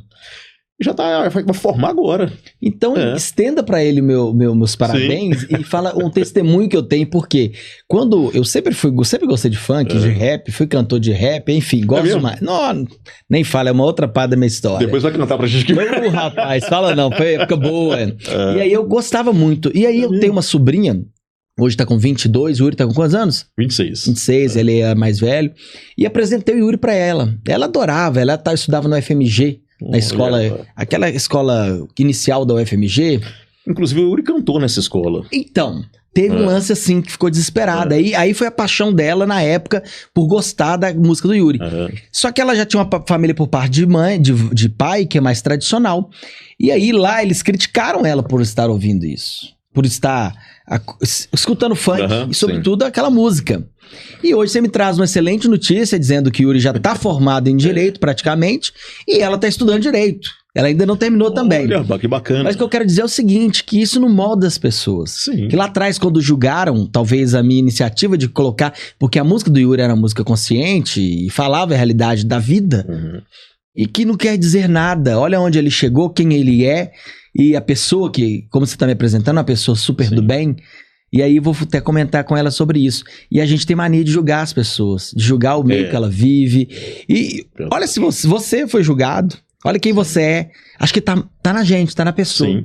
Eu mesmo, como eu acabei de confessar pra você que eu fui cantor de rap, eu frequentei todas as bocas de fumo que você puder imaginar nesse bairro, nesse estado, mas eu acompanhava a turma que andava comigo. Eu nunca fui usuário, nunca usei, nunca provei. Eu cantava rap com a garrafinha de Coca-Cola, porque eu tinha um pai alcoólatra em casa e queria mostrar pra todo mundo que eu não bebia. E hoje eu não consumo álcool porque eu tenho medo do que aconteceu comigo. Então sempre fui na contramão disso tudo. Então tá na gente, você pode pisar em qualquer lugar, você pode frequentar qualquer lugar, que sabe, claro que as orações da minha mãe eram fundamentais. Eu chegava dos raps de madrugada, e minha casa na época não tinha muro, inclusive meu pai já caiu bêbado de lá, tava minha mãe com a cobertinha, só olhando lá de cima, eu descia no muro, ela só me olhava e entrava. Então ali eu já sabia. Então, quando eu tava na rua, se eu fosse fazer alguma coisa, se eu tivesse, eu já pensava na minha mãe, e ali eu tinha aquela energia. Então, assim, que legal essa história sua, confidenciar com o Yuri, com a história dele, e esse lance seu com a juventude. Cara, que legal. Então já fica o convite pra você ir no estúdio, né? Pra poder gravar lá um... Fala, ele ainda tem, o Alex mantém um estúdio de produção? Nós temos estúdio, é a A2M Produtora. Vocês, né? A maior produtora de Minas Gerais, funk. Cara, que... Ué. Você acredita? Lá nós temos MC Frog, Danone, McLovin, que chique. Tantos outros artistas. Eu tenho um grande sonho de gravar uma letra que eu fiz, que eu produzi, que eu nunca coloquei em prática.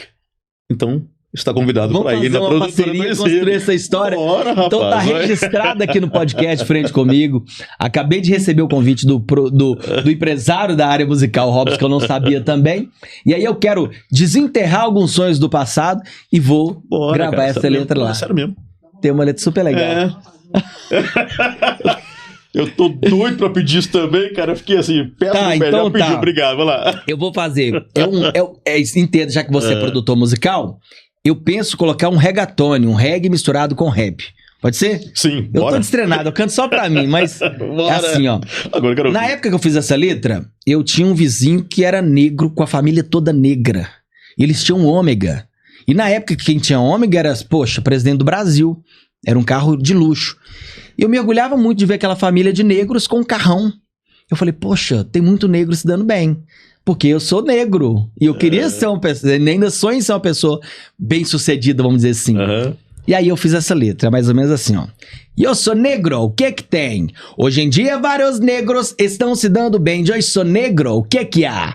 Raça negra é muito linda, temos que valorizar. Eu tenho observado a nossa sociedade, predominando os pretos, acabando a crueldade. Pelo que me contaram, antigamente era bem diferente. Um preto correndo ladrão, parado é delinquente. O campo de trabalho era escasso, não tinha nada. Às vezes era peão, engraxate ou empregada. Sendo muito humilhado, qualquer canto que andava. Sua voz não era ativa, suas ideias censuradas. E eu sou negro, o que que tem? Hoje em dia vários negros estão se dando bem. E eu sou negro, o que que há? Raça negra é muito linda, temos que valorizar. Espírito evoluído, eu era o negro do passado. Do rancho pra senzala, eu era chicoteado. Mas as coisas mudou, Isabel agilizou, assinou a papelada e tudo se modificou. E eu sou negro, o que que tem? Hoje em dia vários negros estão se dando bem. E eu sou negro, o que que há? Raça negra é muito linda, temos que valorizar. E aí vai. Rapaz! Eu bati palma aqui. Eu faço até vozinha, você viu, né? Mas enfim, Cara, é uma que letra top, que eu letra fiz, bacana, tem cara. umas partes que eu não cantei aqui, mas eu queria colocar um reggaeton, um trem assim. Vai, tá doido. Vambora, na Não, produtora lá, vamos marcar. Isso aqui já tá registrado, sei você nunca lá. cantei, não tá Não. registrado aí, ó. Aí, não, ô São Paulo, Brasil, tá registrado aqui, ninguém toma não. Rapaz, tá vendo como é que conhece as pessoas assim agora, né? Olha E só, tem não rap sabia que ele cantava também, tem não. outras coisas também que eu gosto. Bacana, cara. Uma vez eu Que fiz uma top. letra de rap, aí eu tô entrando na minha história aqui, quem a história é você, mas só pra Não, concluir. Eu tô adorando ouvir isso aqui, ué. Eu cantava, eu fiz uma letra de rap, falei, oh meu Deus, eu preciso fazer uma letra pra cantar num sarau de igreja. E aí, misturando com a fé e espiritualidade, eu não me lembro de mais nada, só lembro a letra pronta. Eu peguei a Bíblia, minha mãe cozinhando, sentei na mesa e fiz uma letra de rap católico, que é essa aqui, ó. Ela é o conhecimento, a origem do saber, fonte da sabedoria, a resposta para ter paz, felicidade na família, união, só seguir os mandamentos, nela está a solução. Cada livro que se passa, uma história, uma mensagem, relatando a vida daquele Jesus que morreu por sua felicidade, pois ela deu origem a muitos dos nossos conhecimentos, englobando todos os fatos do Antigo e do Novo Testamento, assim nos ensinando a viver e a amar. Seguindo os ensinamentos, bem melhor se viverá. É um livro sagrado mais vendido no mundão. A Bíblia é cultura, também é informação. Daí vai, tinha essa. Caramba! Cara. bota palma de novo. Então, enfim, você pode escolher. Tem rap, tem funk, tem reggae, tem tudo. Mas, sério mesmo, tá assim. feito o convite pra você no Produtora 2M. Vamos gravar isso aí. Né, Rafael? Vamos. E vamos fazer uma matéria sobre isso, tá? Caramba, agora vamos mudar de Que boa, assunto. cara. Que legal. Inclusive, eu tive uma matéria da Alterosa, né? Você teve Com o agora Alto recente? Damião. Ah, você Não, teve foi o naquela ano vez. passado, Foi, é. Não, foi ano passado, É isso o ano mesmo. passado, é. Acho que o Jacinto Salviano. É o Jacinto Salviano que fez lá a matéria. Foi comigo, mesmo. né? Eu tentei Foi. placar de novo, falei, mas tem que voltar agora com outro tema. Mas não vamos falar de você de Bora. novo. Nas escolas, velho. É, cara. É, nas escolas, mostrando o trabalho nas escolas. Vai ser bacana. Sensacional. Vamos pensar É, nisso? Vamos? é, vamos. Boa, gostei. E aí o Skol que tá lá vai ficar mais fácil ainda. Robson, é o seguinte, todo podcast nosso, e nosso tá prolongando aqui, eu gostei do assunto, tá autorizado aí, né, produção? Tá gostando do assunto aí também, né? Geralmente, nosso podcast dura 1 hora aqui, esse que vai arrastar um pouco mais. Não sei como é que tá seu horário aí, mas eu vou te segurar. A última criança. Tranquei a porta daqui, você não sai. Todo podcast a gente tem um quadro. Aham. E no seu não é diferente. Aí eu criei um quadro bem interativo aqui, e eu queria chamar esse quadro agora, e se prepare que nós vamos conversar sobre ele. Então, Bora. está no ar o nosso quadro E Se Fosse Você? Roda aí, meu filho.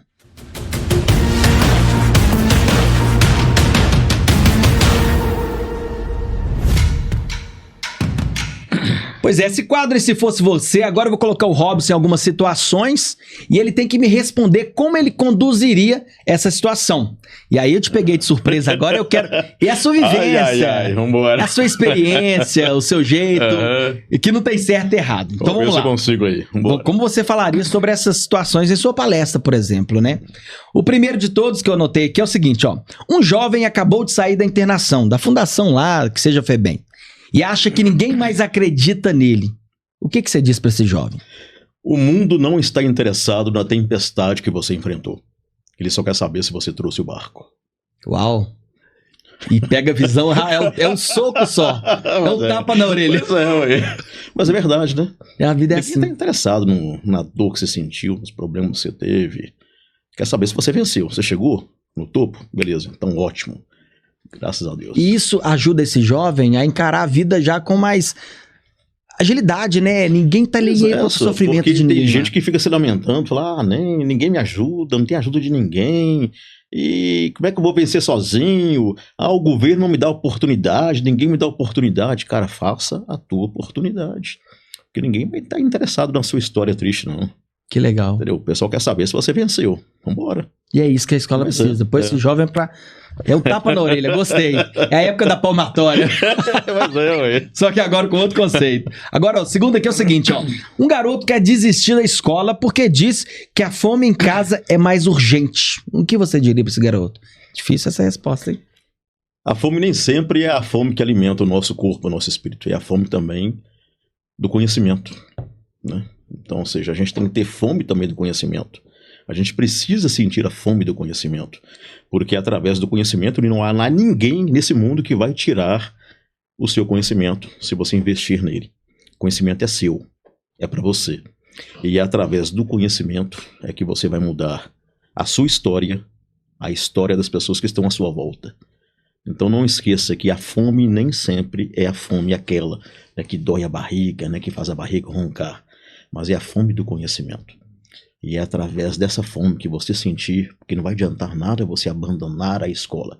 Você pode muito bem conciliar isso aí. Eu fiquei durante muitos anos estudando na UFMG, tendo que trabalhar o dia inteiro e estudar à noite. Foi fácil? Não foi fácil, cara. Assim como muita gente também teve que fazer dessa forma. Eu era um cara pobre, eu não tinha dinheiro para pagar uma universidade, ou então um pai rico que me bancasse, né? Mas eu acreditei no conhecimento como uma fonte de mudar a minha história. Eu queria me tornar aquilo que eu decretei para mim mesmo aos 8 anos que me tornaria. E só me tornaria através do conhecimento. Sensacional. E hoje você tá cheio de conhecimento, né? A barriga tá cheia de conhecimento. Nós vamos morrer ainda sem ter conhecimento todo ainda, mas a gente vai aprendendo no dia a dia. Exatamente, tem que alimentar diariamente. Aqui é um conhecimento. Estar com você aqui hoje é um conhecimento. Pra mim também é um aprendizado, você pode ter certeza disso. Incrível. Agora você teve um conhecimento que eu cantava funk. Ó, essa história, depois a gente conversa mais sobre isso. Olha só, uma adolescente sofreu bullying pesado e pensa em não voltar mais para a sala de aula. Qual seria a sua fala para essa pessoa? Cara, a gente está vivendo uma geração que está complicadíssima, né? Antigamente, na escola, o pessoal, né, chamava a gente de Fuscão Preto, né? Os mais escurinhos, Fuscão Preto. O outro, uma branquinho, era leite azedo. E tava tudo exatamente. Bem. Macarrão, e a vida seguia, e tava tudo bem, né? E tava tudo ok. Ninguém tinha esse trauma, ninguém carregava, sabe, essa dor por ter sofrido, porque o colega falou um apelido para mim que eu não gostei e tal. Ninguém. Então a gente vive hoje uma geração que é muito fraca, mas muito fraca até mesmo porque pelos bombardeios, né, que os meios de comunicação saem tacando aí para todo mundo ver, né, falando que isso aí é uma causa que, né, nossa, isso aí tem muita gente tirando, e de fato tem mesmo tirando a própria vida por causa disso, né? Mas qualquer contribuição que os meios de comunicação podem dar, né, para que isso, de fato, né, não aconteça mais, né, não continue acontecendo, né? Papagaio, até papagaio fala, né? Então, ou seja, eu já vi muitos relatos de pessoas, eu estou sofrendo bullying, que a gente sempre, inclusive, fala durante as palestras mesmo sobre bullying, né? Que ninguém é obrigado a amar ninguém, mas todo mundo tem o dever, a obrigação de respeitar. O respeito tem que existir, né? Agora, entra aqui, cara, sai aqui, deixa que a vida seguir. Agora, se você ficar filtrando isso, quanto mais você filtrar e se passar realmente por vítima, a pessoa que está praticando um bullying contra você vai continuar praticando bullying. Porque ele está conseguindo te irritar, está conseguindo te bloquear, está conseguindo te parar, né? Bola pra frente, entra aqui e sai aqui. Em casa tem que mudar o pensamento. E a vida segue. Essa semana eu vi um vídeo, você deve ter recebido esse vídeo também, de um pai que agride uma criança no palco em festa junina. Eu vi. E ali ele alegou que o filho estava sofrendo bullying na escola e resolveu educar o filho dele daquela forma, ensinando aquele gesto de violência. É um vídeo que foi muito criticado, né? Como é que você vê? Não foi uma atitude correta do pai fazer aquilo, né? Foi pesado aquilo, Foi né? pesado, né? Ele não tinha, lógico, que chegou ao extremo quando ele viu lá o filho. Imagina, você viu o seu filho lá, né? Um outro menino lá, batendo, empurrando. O pai ainda foi tranquilo, aquele pai, ainda só deu um empurrãozinho de leve. Então, ou seja, e a escola tem que ter esse cuidado, porque foi relatado que a escola já sabia disso. Dos casos, né? Então a escola não agiu antes para poder parar com isso, ainda mais são 2 crianças pequenininhas, gente. Muito fácil de conseguir ali, né, intermediar esse conflito aí, de acabar, começar a apaziguar tudo, né, mas a escola não fez o papel dela. E você acha que as escolas ainda elas não têm esse preparo? Isso geral, tá? Não tô falando pública, particular, para entender esse comportamento e prevenir esse tipo de ocorrência? Cara, eu vivo num ambiente escolar e eu sei como que é difícil. Imagina essa escola, por exemplo, que eu fui palestrar na semana passada, o Arida Franca, que são 700 meninos à tarde, que são mais 700 de manhã, que são mais 600 à noite, né? E olha a quantidade de professores, olha a quantidade de jovens, né? É muito complicado você conseguir atender uma demanda e intermediar vários conflitos. Hoje é muito difícil você conseguir chegar na escola e falar com o diretor. O diretor está sempre em reunião. É muito difícil o diretor parar para assistir minha palestra. Geralmente, quem assiste é o professor, que está acompanhando a sua turma. E cadê o diretor? Está resolvendo um BO lá com o pai de um aluno. E cadê a diretora? A polícia chegou ali para resolver um problema de um aluno. Então, coitados, eles estão sobrecarregados.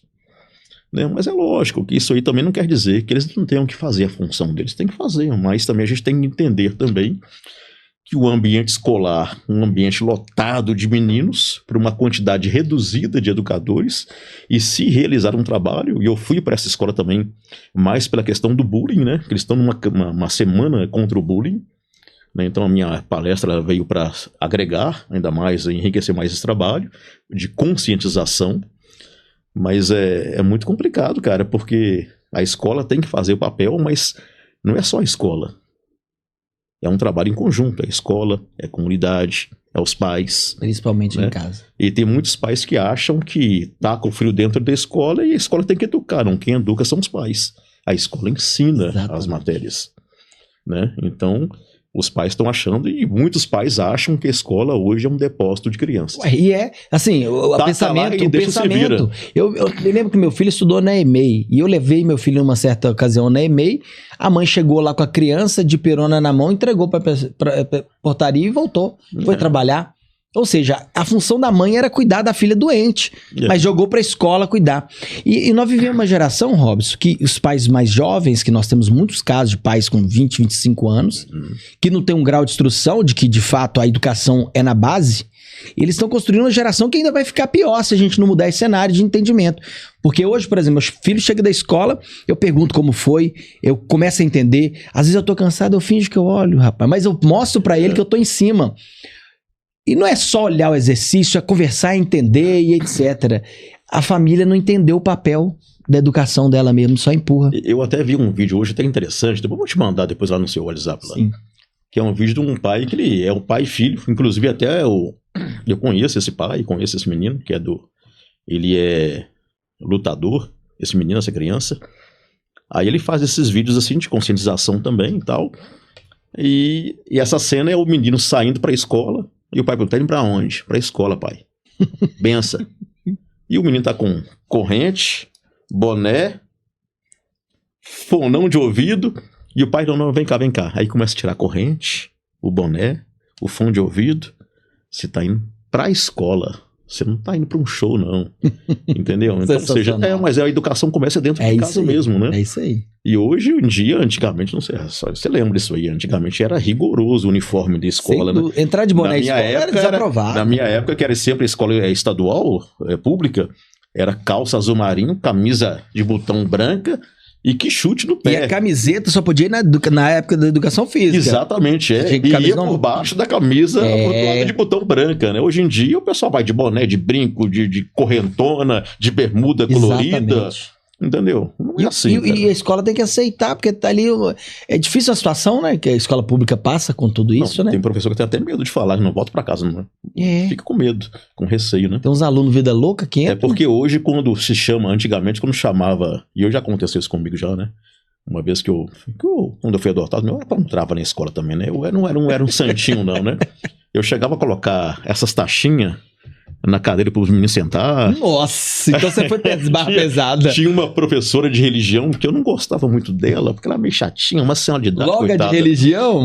E eu sabia já de todo o esquema dela, né? Ela chegava na sala de aula, enchia o quadro de matéria e abria a bolsinha dela, pegava a canequinha dela e falei, eu vou lá pegar água para mim. Se comportem. Eu falei, ótimo, eu já sei como é que funciona. E no caminho da escola, que eu ia estudar de manhã cedinho, encontrei um sapinho pequenininho, pulando. Eu falei, que legal, sapinho, vem cá, minha filha. Coloquei na minha mochila e esperei esse momento da professora sair da sala de aula. E a professora pegou a canequinha, foi sair para buscar água e falou, quero que todo mundo em silêncio copiando aqui. Eu fui lá sorrateiramente, peguei o sapinho, os meninos assim, até suando, não faz isso não, vou fazer. Abri a bolsa dela, coloquei o sapinho lá dentro, fechei o fecho lá. Olha o menino da Febem aí. Esperei a professora, coitada, né? Podia ter matado a mulher naquele dia, né? A mulher chegar com um copinho de água, tomar a aguinha, foi abrir pra colocar a caneca de volta, o sapinho pulou em cima dela. Nossa! Deu berro, quase que caiu no chão, coitada. Eu falei, meu Deus do céu, matei a velha. Aí, né? Esse é o da Febem, mas Febem saiu dele, não. Eu tinha falado com todo mundo assim, se alguém dedurar, vai vir comigo, hein? Aí chegou, a professora perguntou quem que era, ninguém, né? Todo mundo morrendo de medo e tal. O pessoal achava assim, não, menino de rua deve ser perigoso. Não mexe com ele não. Não mexe com ele não. Aí veio o diretor.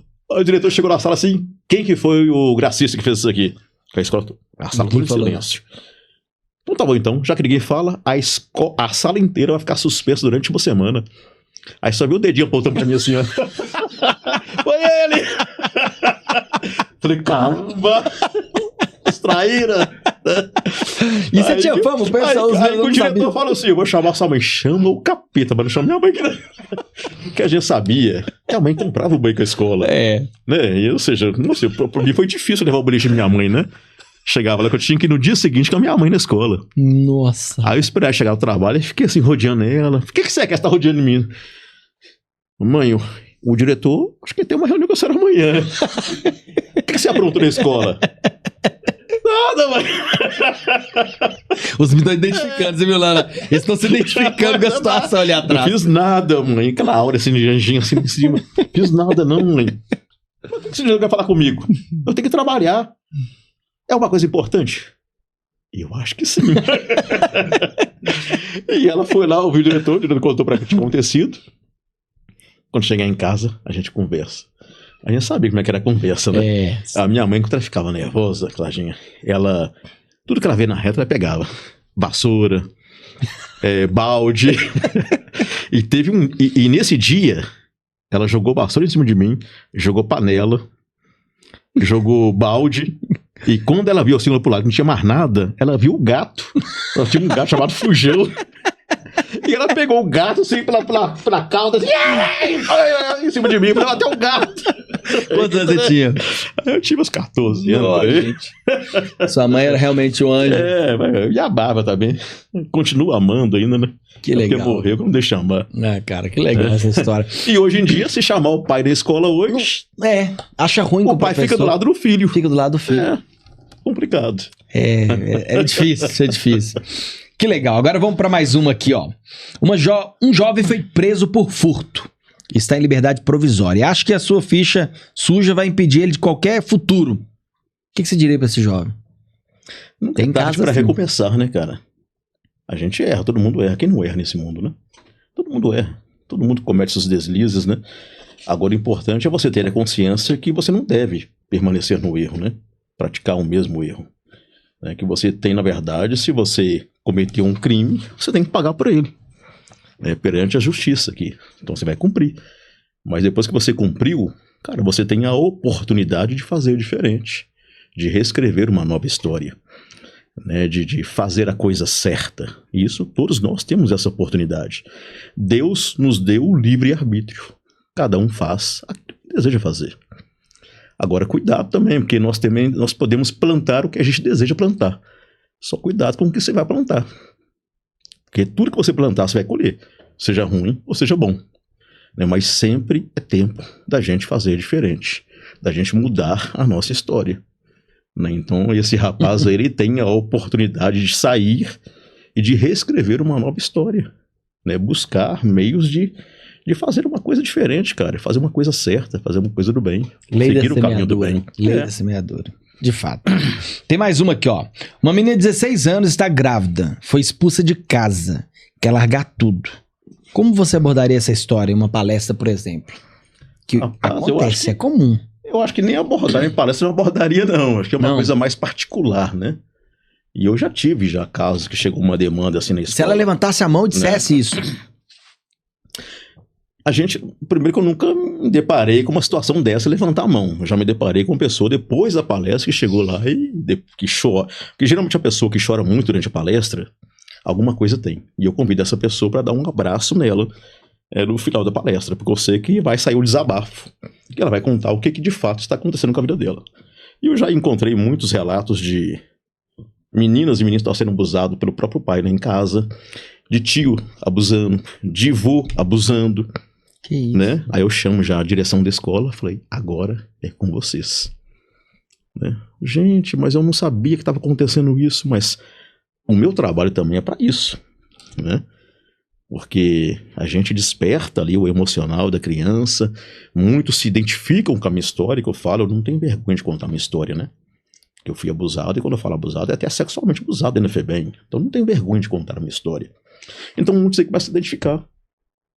Aí eu falo também, mas denuncie. Se você está sofrendo algum tipo de violência, cara, não permita que essa violência continue. Denuncie. Por mais que seja uma pessoa que você gosta demais na sua vida, denuncie. Porque uma coisa é você gostar dessa pessoa, outra coisa é se a pessoa gosta de você. Porque se ela está praticando alguma coisa de ruim com você, ela não gosta de você. Então não é um amor recíproco. Então já quase toda a minha palestra eu sempre recebo essa demanda. Olha só. Né? E então seria uma abordagem mais particular. De chegar, de entender, de conversar, de repente, que não é também ainda o trabalho né, que eu prontifico a fazer, mas é um trabalho mais da escola, né, de chamar os pais para conversar. Vocês consideram educador? Eu sou um educador por formação, né? Pelo CIBI e pelo CF, né? Ah, então fechado. Então pronto aí. Eu sou um educador também. Mas estando em palestra ali, você se coloca, você se posiciona como tal? Cara, o trabalho é um trabalho bem, vamos dizer assim, entre aspas, um pouco pesado. Até mesmo pelos relatos que a gente ouve depois no final.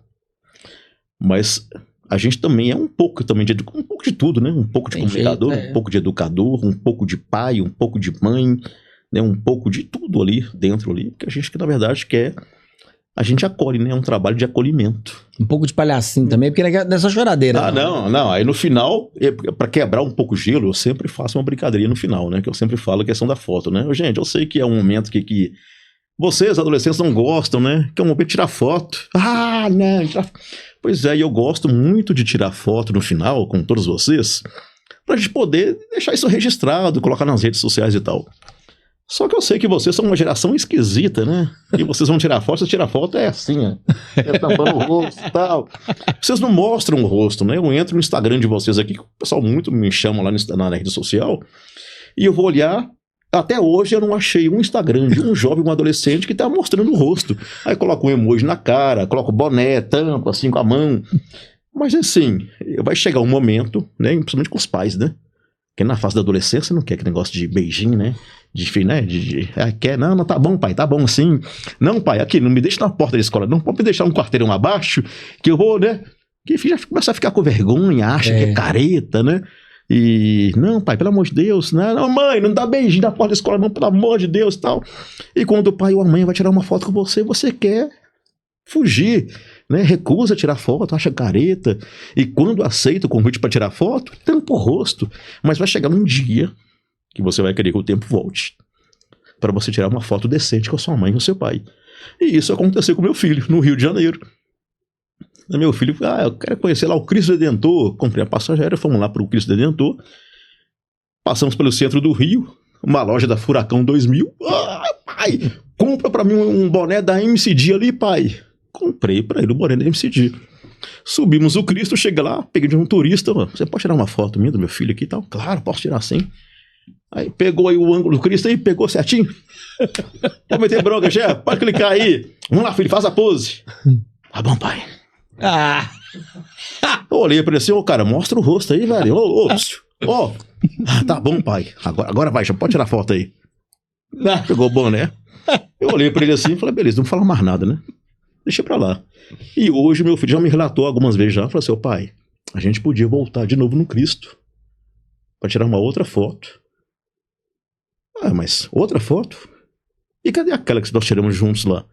É porque eu mostro pros meus amigos, eles falam assim, não sou eu, que eu tô tampando o rosto. Eu falei, bem feito. A mesma foto eu mostro para os meus amigos, eles sabem quem sou eu. E pergunta, quem é esse do seu lado? Mas entendeu? Então a gente sempre quebra, né? Esse momento de... Que legal. Tem muita gente chorando e tal. A gente faz essa quebra contando esse caso. E a pessoa cai na gargalhada e tal. E essa conexão é importante. E eu falo, quem tampar o rosto vai ficar 10 anos sem namorar. Fala, não, então vamos mostrar o rosto. Ninguém quer ficar encalhado. Pra gente fechar agora, um adolescente que diz que odeia escola porque nunca entendeu nada. Ele se sente burro, no caso, né? Qual seria a sua resposta pra esse... E se for no meio da plateia? Se for no meio da plateia... tem que ser no meio do povo. Primeiro, a gente é aquilo que a gente imagina que a gente é, né? Eu sempre falo que se você sair da sua casa todos os dias, olhar pro espelho e falar assim que você é uma pessoa derrotada, que você é uma pessoa burra, que você é uma pessoa incompetente, existe um Deus que só sabe dizer sim. Ele não sabe dizer não. Então Deus vai virar pra você e vai falar, sim, meu filho. Agora, se todos os dias você sair de sua casa, olhar no espelho antes de sair e falar assim, eu sou um cara muito inteligente, eu sou um cara capaz, eu sou um cara vencedor, já deu tudo certo. Deus vai virar pra você e vai dizer, sim, meu filho. Então, as pessoas quando se consideram burras, é só mudar a atitude e passar a imaginar que é inteligente, porque tudo aquilo que a gente acha que é pelas coisas que a gente atrai, né? Ou seja, se eu tô atraindo pra mim que eu sou burro, eu vou ser de fato um burro, porque o Deus vai dizer pra mim, vou falar assim, tudo bem, meu filho, você é um burro mesmo, é isso mesmo. Dependendo da vibração dele, até cresce. Mas cara, é a força, é o poder da palavra. Lembra? 8 anos de idade. Moço, é isso que eu quero ser, um locutor. 8 anos de idade, eu já descobri isso, a força da palavra. Então, ou seja, Deus virou pra mim e falou assim, sim, meu filho, vai ser um locutor. E assim seja. Mas eu não fiquei parado. Eu fui em busca da realização desse sonho, né? Agora, se o menino tá se considerando burro, é só mudar a palavra de burro para inteligente e buscar o caminho da escola. Ele vai conseguir chegar a alcançar o objetivo dele. Se dedicar. Ele vai provar para si mesmo que a palavra realmente tem poder. De fato tem, show de bola. Agora, você não falou quem era o radialista lá na voz do rádio, da caixinha? Rapaz, eu trabalhei na Itatiaia, com o Dirceu Pereira, quando era o Dirceu Pereira 20 horas. E eu sempre cruzei algumas vezes nos corredores da Itatiaia com o Zelino, apesar que o programa dele sempre foi matinal, e o Dirceu era noturno. Mas eu nunca tive a coragem de parar para falar para ele e contar essa história. Aí um belo dia eu estava escutando na Itatiaia lá, que o Zelino ia sair do comando do Rádio Vivo, que seria a última semana dele no comando do Rádio Vivo, que ele ia partir para um outro projeto, um novo projeto na Itatiaia. E imediatamente eu liguei para Ana Cristina Novato, que é esposa e produtora do programa dele na época. E contei toda a minha história para Ana. Ana, eu já trabalhei na Itatiaia, eu sou o Robson, me apresentei tudo, falei tudo. E é o seguinte, eu tenho uma história, comecei a contar para ela a história. Eu me tornei um locutor no dia que, com 8 anos de idade, eu não esqueço nunca da vinheta e do nome que apareceu. Isso ficou grudado na minha cabeça, porque a linda voz que saía do rádio era do Joselino Souza Barros. E eu fui adotado e a minha mãe adorava o programa do Zelino. A minha mãe morreu sem saber dessa história do Zelino. Eu não sei por quê, não sei porque eu nunca contei para ela. e eu escutava junto com ela. Eram 2 programas que ela gostava de ouvir, o Zelino e A Hora do Ângelus. E eu contei toda essa história, mandei para ela o link no WhatsApp dela, e passou meia hora depois ela me retornou. Falei, Robson, eu e o Lino assistimos o seu curta-metragem. O Lino, inclusive, ficou emocionado, eu também. E agora, quarta-feira, vai ser a última entrevista do Lino sob o comando do Rádio Vivo. E nós, inclusive, já tínhamos um convidado já agendado. Eu falo com você que tínhamos porque eu já liguei para esse convidado, expliquei toda a situação para ele, ele concordou, abriu mão. E nós estamos convidando para você que seja o último entrevistado do programa do Zelino na Itatiaia. Caramba, hein? Que resposta, hein? Que chique. Eu fui, contei a minha história no programa do Zelino, chorei de um lado, ele chorou do outro.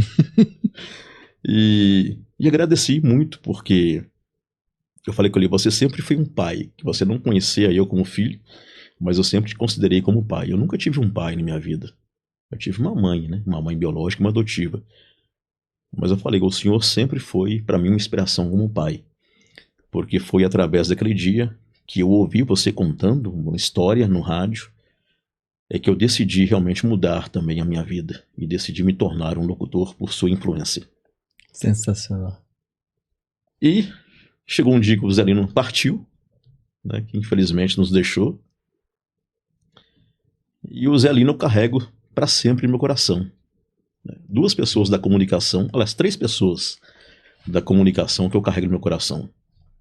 O Zelino, o Dirceu Pereira, e o Dirceu Pereira também foi para mim um grande pai, e o Dirceu Pereira já adotado, eu fugia de casa e ia para a porta da TV Alterosa para esperar o Dirceu chegar com o carro e pulava na frente do carro dele.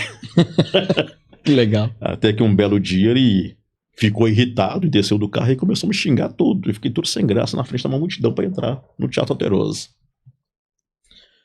Mas o que você quer de mim, garoto? Eu quero trabalhar com o senhor. Você é louco? Mas por que você quer trabalhar comigo? Porque eu amo a televisão. Entra comigo aqui. Vamos lá no camarim lá. Você vai ficar lá no camarim. Eu vou apresentar o programa e depois a gente conversa. Eu falei, eu não posso ficar até terminar o programa, não. Por quê? Porque eu moro lá no Baixo Jardim América, não tem como, não. E cadê sua mãe? A minha mãe, ela tá lá em casa me esperando, eu não posso ficar muito tarde, não. Aí ele chegou, conversou comigo e tal, eu falei, traz sua mãe aqui, pra mim conversar. Aí eu pensei assim, como é que eu vou levar minha mãe, se ela nem sabe que eu tô fugindo de casa pra vir aqui? E eu fiquei 1 mês sem ir na TV Alterosa e tomar coragem pra contar a minha mãe de que forma que eu ia contar pra ela. Eu falei, mãe, sabe o Dirceu Pereira? Lá da Terosa. Ele quer conversar com a senhora. Mas onde que você conheceu o Dirceu Pereira? Foi numa festinha aqui no bar que teve aqui. E ele gostou de mim, aí me chamou pra trabalhar com ele. A minha mãe foi até a TV Terosa. Chegou na TV Terosa e foi conversar com o Dirceu. Porque ele falou assim que encontrou com ele numa festinha lá no bairro. Festinha no bairro? Não, esse menino da senhora tá aqui pulando no meu carro quase todo dia que na TV Terosa. Pronto, acabou, né? Acabou meu sonho de trabalhar com o Dirceu Pereira. Cheguei em casa, voou panela, voou gato, voou cachorro, voou tudo em cima de mim. Fiquei um tempão de castigo. Até que eu fui amolecendo o coração dela e falei, mãe, eu tenho um sonho também de trabalhar no televisão, mãe. Não posso perder essa oportunidade, não.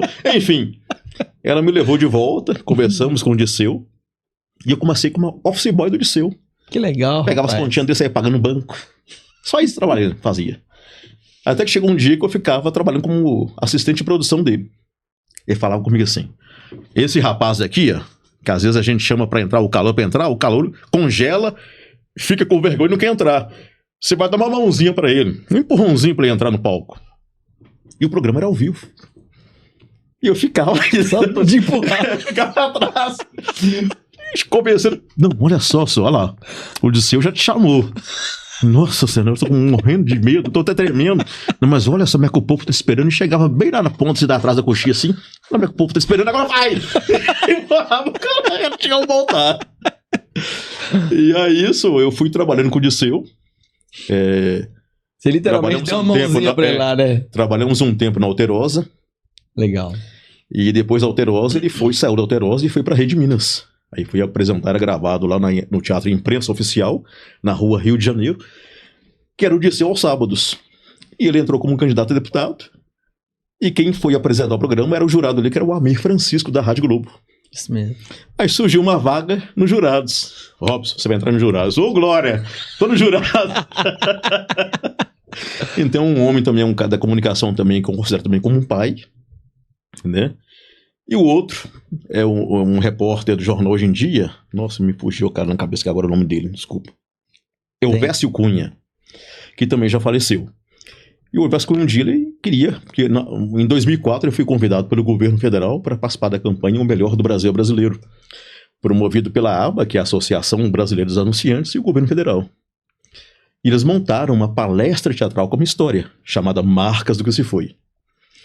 Então ganhou uma... E eu palestrei pro Lula em Brasília, o presidente Lula em Brasília. Eu fui o único palestrante desse trabalho todo escolhido para palestrar em Brasília. E eu não sabia que ia ter a presença do presidente da República. Não sabia. Primeiro era só um grupo de empresários, tal, não sei o quê. Aí, de repente, lá no dia, no camarim, que eu fiquei sabendo que o presidente ia estar presente lá, na primeira fileira. E isso ganhou uma repercussão muito grande aqui em Belo Horizonte.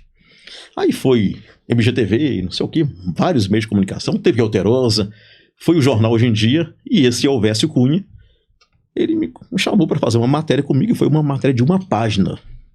E até então me perguntou a minha história, não, eu era o número 18 lá e tá. E ele foi, criou uma matéria, saiu uma matéria, eu vi na banca de revista assim, uma matéria de capa. Elemento 18. Eu falei, caramba, esse negócio aí ficou bacana mesmo. E hoje é uma marca, né? O Elemento 18 hoje é uma marca. Olha só, cara. E então também agradeço muito também ao Vécio Cunha, que infelizmente também já nos deixou, né, faleceu. Então são 3 pessoas da comunicação que eu tenho um enorme apreço, carinho e gratidão. Você criou uma marca chamada Elemento 18? Elemento 18. E essa marca, ela tá em que material? O Elemento 18 hoje é a palestra que eu divulgo. Apesar que tem um nome chamado hoje de Histórias, né? Mas sempre tem a logo do Elemento 18. E o Elemento 18 hoje está presente nas camisas da produção, em canecas, né? E nós temos um site que por um momento tá fora do ar, que a gente está reformulando esse site também. E hoje eu sou mais conhecido como Elemento 18 mesmo, sabe? Massa. Pelas pessoas que me chamam, você é o Elemento 18, o pessoal faz uma entrevista comigo e tal. Número negativo do passado hoje é um número que você carrega hoje, que é uma marca, né? Ou seja, aprendi a fazer do limão uma limonada. Certo. Ó, nós estamos partindo para a reta final do nosso podcast, que rendeu, o recorde do nosso podcast. Mas antes da gente fazer as considerações finais com você, deixa eu dar um agradecimento rapidinho. Sim, claro, aproveitar que a audiência está lá em cima. Ó, deixa eu aproveitar aqui esse momento e agradecer mais uma vez os nossos patrocinadores que fazem desse podcast que é um sucesso. Mas antes, eu agradeço principalmente a você que está acompanhando esse podcast agora, até aqui, está conosco na audiência, você que já é inscrito no nosso canal, meu muito obrigado. Agora para você que caiu de gaiato, tá permeando, tá passeando por aqui, você já é inscrito no canal? Vá lá, meu filho, se inscreva agora no nosso canal, dê o seu like, aquela joinha, ative as notificações, isso é muito importante para que eu possa trazer novas histórias inspiradoras, como a do nosso querido Robson aqui, que já está sendo um sucesso, a audiência está lá em cima. Então, meu muito obrigado a você que está conosco e a você que agora é um novo inscrito aqui do nosso canal. Mas deixa eu agradecer a Thaís aqui, da Clínica da Cidade Unidade Venda Nova. Alô, Thaís, meu muito obrigado a você que nos acompanha, ainda não conhece a Clínica da Cidade Unidade Venda Nova? Tá ali no coração de Venda Nova, perto da Padre Pedro Pinto, ao lado da Praça dos Taxistas. Quer consultas, exames com preços acessíveis? Esse é o lugar, viu? Não fica perdendo tempo, esperando sua consulta sair, enfrentando a fila do posto 5 horas da manhã. Meu filho, pega a sua mãe, leva na Clínica da Cidade Unidade Venda Nova, que lá tem preço acessível, consultas e exames. Tudo que você precisa. Ônibus na porta, estacionamento conveniado, lá é o lugar. Tudo certo? Agradeço também meu amigo Luiz, da Consultoria Pampulha. Quer fazer a revisão do seu contrato? Às vezes você tem um financiamento, tem taxa abusiva envolvida? Tá na dúvida? Chama a Consultoria Pampulha que eles vão te dar um feedback, tá? Não caia na onda dessas empresas aí que estão dando golpe. Você coloca lá na internet, pega qualquer uma. Meu filho, eu estou te indicando Consultoria Pampulha. Ó, Busca e apreensão? Banco tomou seu carro? Liga pro Luiz que ele resolve, viu? E o banco devolve lá, viu? Com reboque na porta da sua casa. Vai devolver sua dignidade. O vizinho viu o banco levando, o vizinho vai ver o banco trazendo. Isso é moral, viu? Mas chama o Luiz que ele resolve pra você. Especialista em leilões também e muito mais. Consultoria Pampulha, grande parceiro do nosso podcast. E pra fechar, agradeço mais uma vez a Patrícia, a doutora Patrícia Bertz, lá da Odonto Araújo, que fica ali na Rua Tamoios, no centrão de BH. Gente, clínica odontológica, pau pra toda obra. Tudo que você precisa, a Odonto Araújo oferece para sua família. O cuidado da saúde bucal. Presta atenção, muita gente não tem aquela consciência de falar, eu só faço uma limpeza de vez em quando. Tem que frequentar o dentista, sabe por quê? Senão lá na frente, meu filho, fica caro pra você.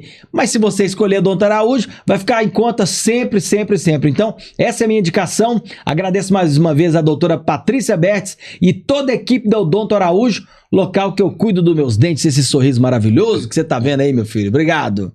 Agora, Robson. Bora. Antes da gente fazer esse encerramento, eu quero mais uma vez externar minha gratidão por você ter aceitado o convite para estar aqui conosco nesse dia tão especial. Mas eu queria que você encerrasse nessa câmera especial para você, especialmente feita para você, com uma mensagem para esses jovens que hoje estão levando a vida de qualquer jeito, não estão valorizando o que tem, não estão valorizando a família e não estão dando valor à oportunidade que eles têm de ter uma vida melhor futura. O que você tem a dizer para essa galera, para a gente fazer esse fechamento aí? A educação abre portas, arrebenta grades e liberta todos nós. Então é através sempre do conhecimento que a gente vai ter a possibilidade de mudar a nossa história. Então não se esqueça, o conhecimento é o investimento número 1 que a gente tem que fazer na nossa vida. É o conhecimento, sempre o conhecimento. Não adianta nada você querer ter um futuro brilhante na vida sem conhecimento. Né? O conhecimento, quando eu falo, é você se dedicar mesmo aos estudos, né? É você ter a possibilidade de poder respeitar os educadores que estão ali para lecionar para você, para te ensinar, porque você pode ser um grande empresário, mas sem o conhecimento todo mundo vai te passar a perna, né? Se você não souber matemática, se você não souber, né, falar bem, se você não souber redigir bem, se você não souber ler, então sempre o conhecimento nunca é demais, cara. E eu continuo ainda, né? Hoje eu estou fazendo um outro curso, que é psicanálise. Então, ou seja, não quero parar, né? Depois da psicanálise eu quero fazer ainda outros cursos ainda. E leio muito livro. Eu sou apaixonado por livro, porque livros também é uma fonte também de conhecimento muito grande. Show de bola. Sendo que, para mim, o meu livro de cabeceira sempre foi e sempre será a Bíblia. Amém. Porque ali a gente busca muito... em livros de autoajuda, né, muita coisa para poder a gente nos ajudar, né? Aí eu descobri um tempo atrás que, na verdade, o maior livro de autoajuda pra gente é o livro da Bíblia, né? Tá nos ensinando ali muita coisa, né? Desde um relacionamento, um casamento, desde como criar um filho, como educar, como ser uma pessoa próspera, tá tudo na Bíblia ali. Verdade. Como eu disse na música, ela é o conhecimento, a origem do saber. E o nosso futuro rapper da 2M Produtora. Vamos lá, sem dúvida. Meu irmão, obrigado. Satisfação. Eu agradeço, meu querido. Obrigadão mesmo. Obrigado de coração. Prazer mesmo. Gratidão pelo convite. E vamos falar mais sobre isso, contar novas histórias vamos sim. E estender esse papo lá pra TV Alterosa também, pra gente falar da atuação nas escolas. Vamos sim, claro. Obrigado. Um prazer, obrigado a você. Valeu. Obrigado a todo mundo. Meu muito obrigado a você também que nos acompanhou até agora. Agradeço de coração a sua audiência, viu? Se puder, compartilhe. Compartilhe com os amigos lá no grupo de família. Manda pra todo mundo. Mostra essa linda história do ex-menino de rua, que hoje é um exemplo pra toda a sociedade. Um exemplo de superação, um exemplo de fé, de dedicação. E aí vai. O que você conseguir se inspirar nessa história vale pra cada um, é individual também, é pra toda a família. Obrigado pela audiência, agradeço sempre a você que nos acompanha e lembre-se, viu, se você ainda não é inscrito, se inscreva. Como eu sempre fecho o nosso podcast, hoje não é diferente, onde Deus passa, meu filho, nada embaraça. Até a próxima.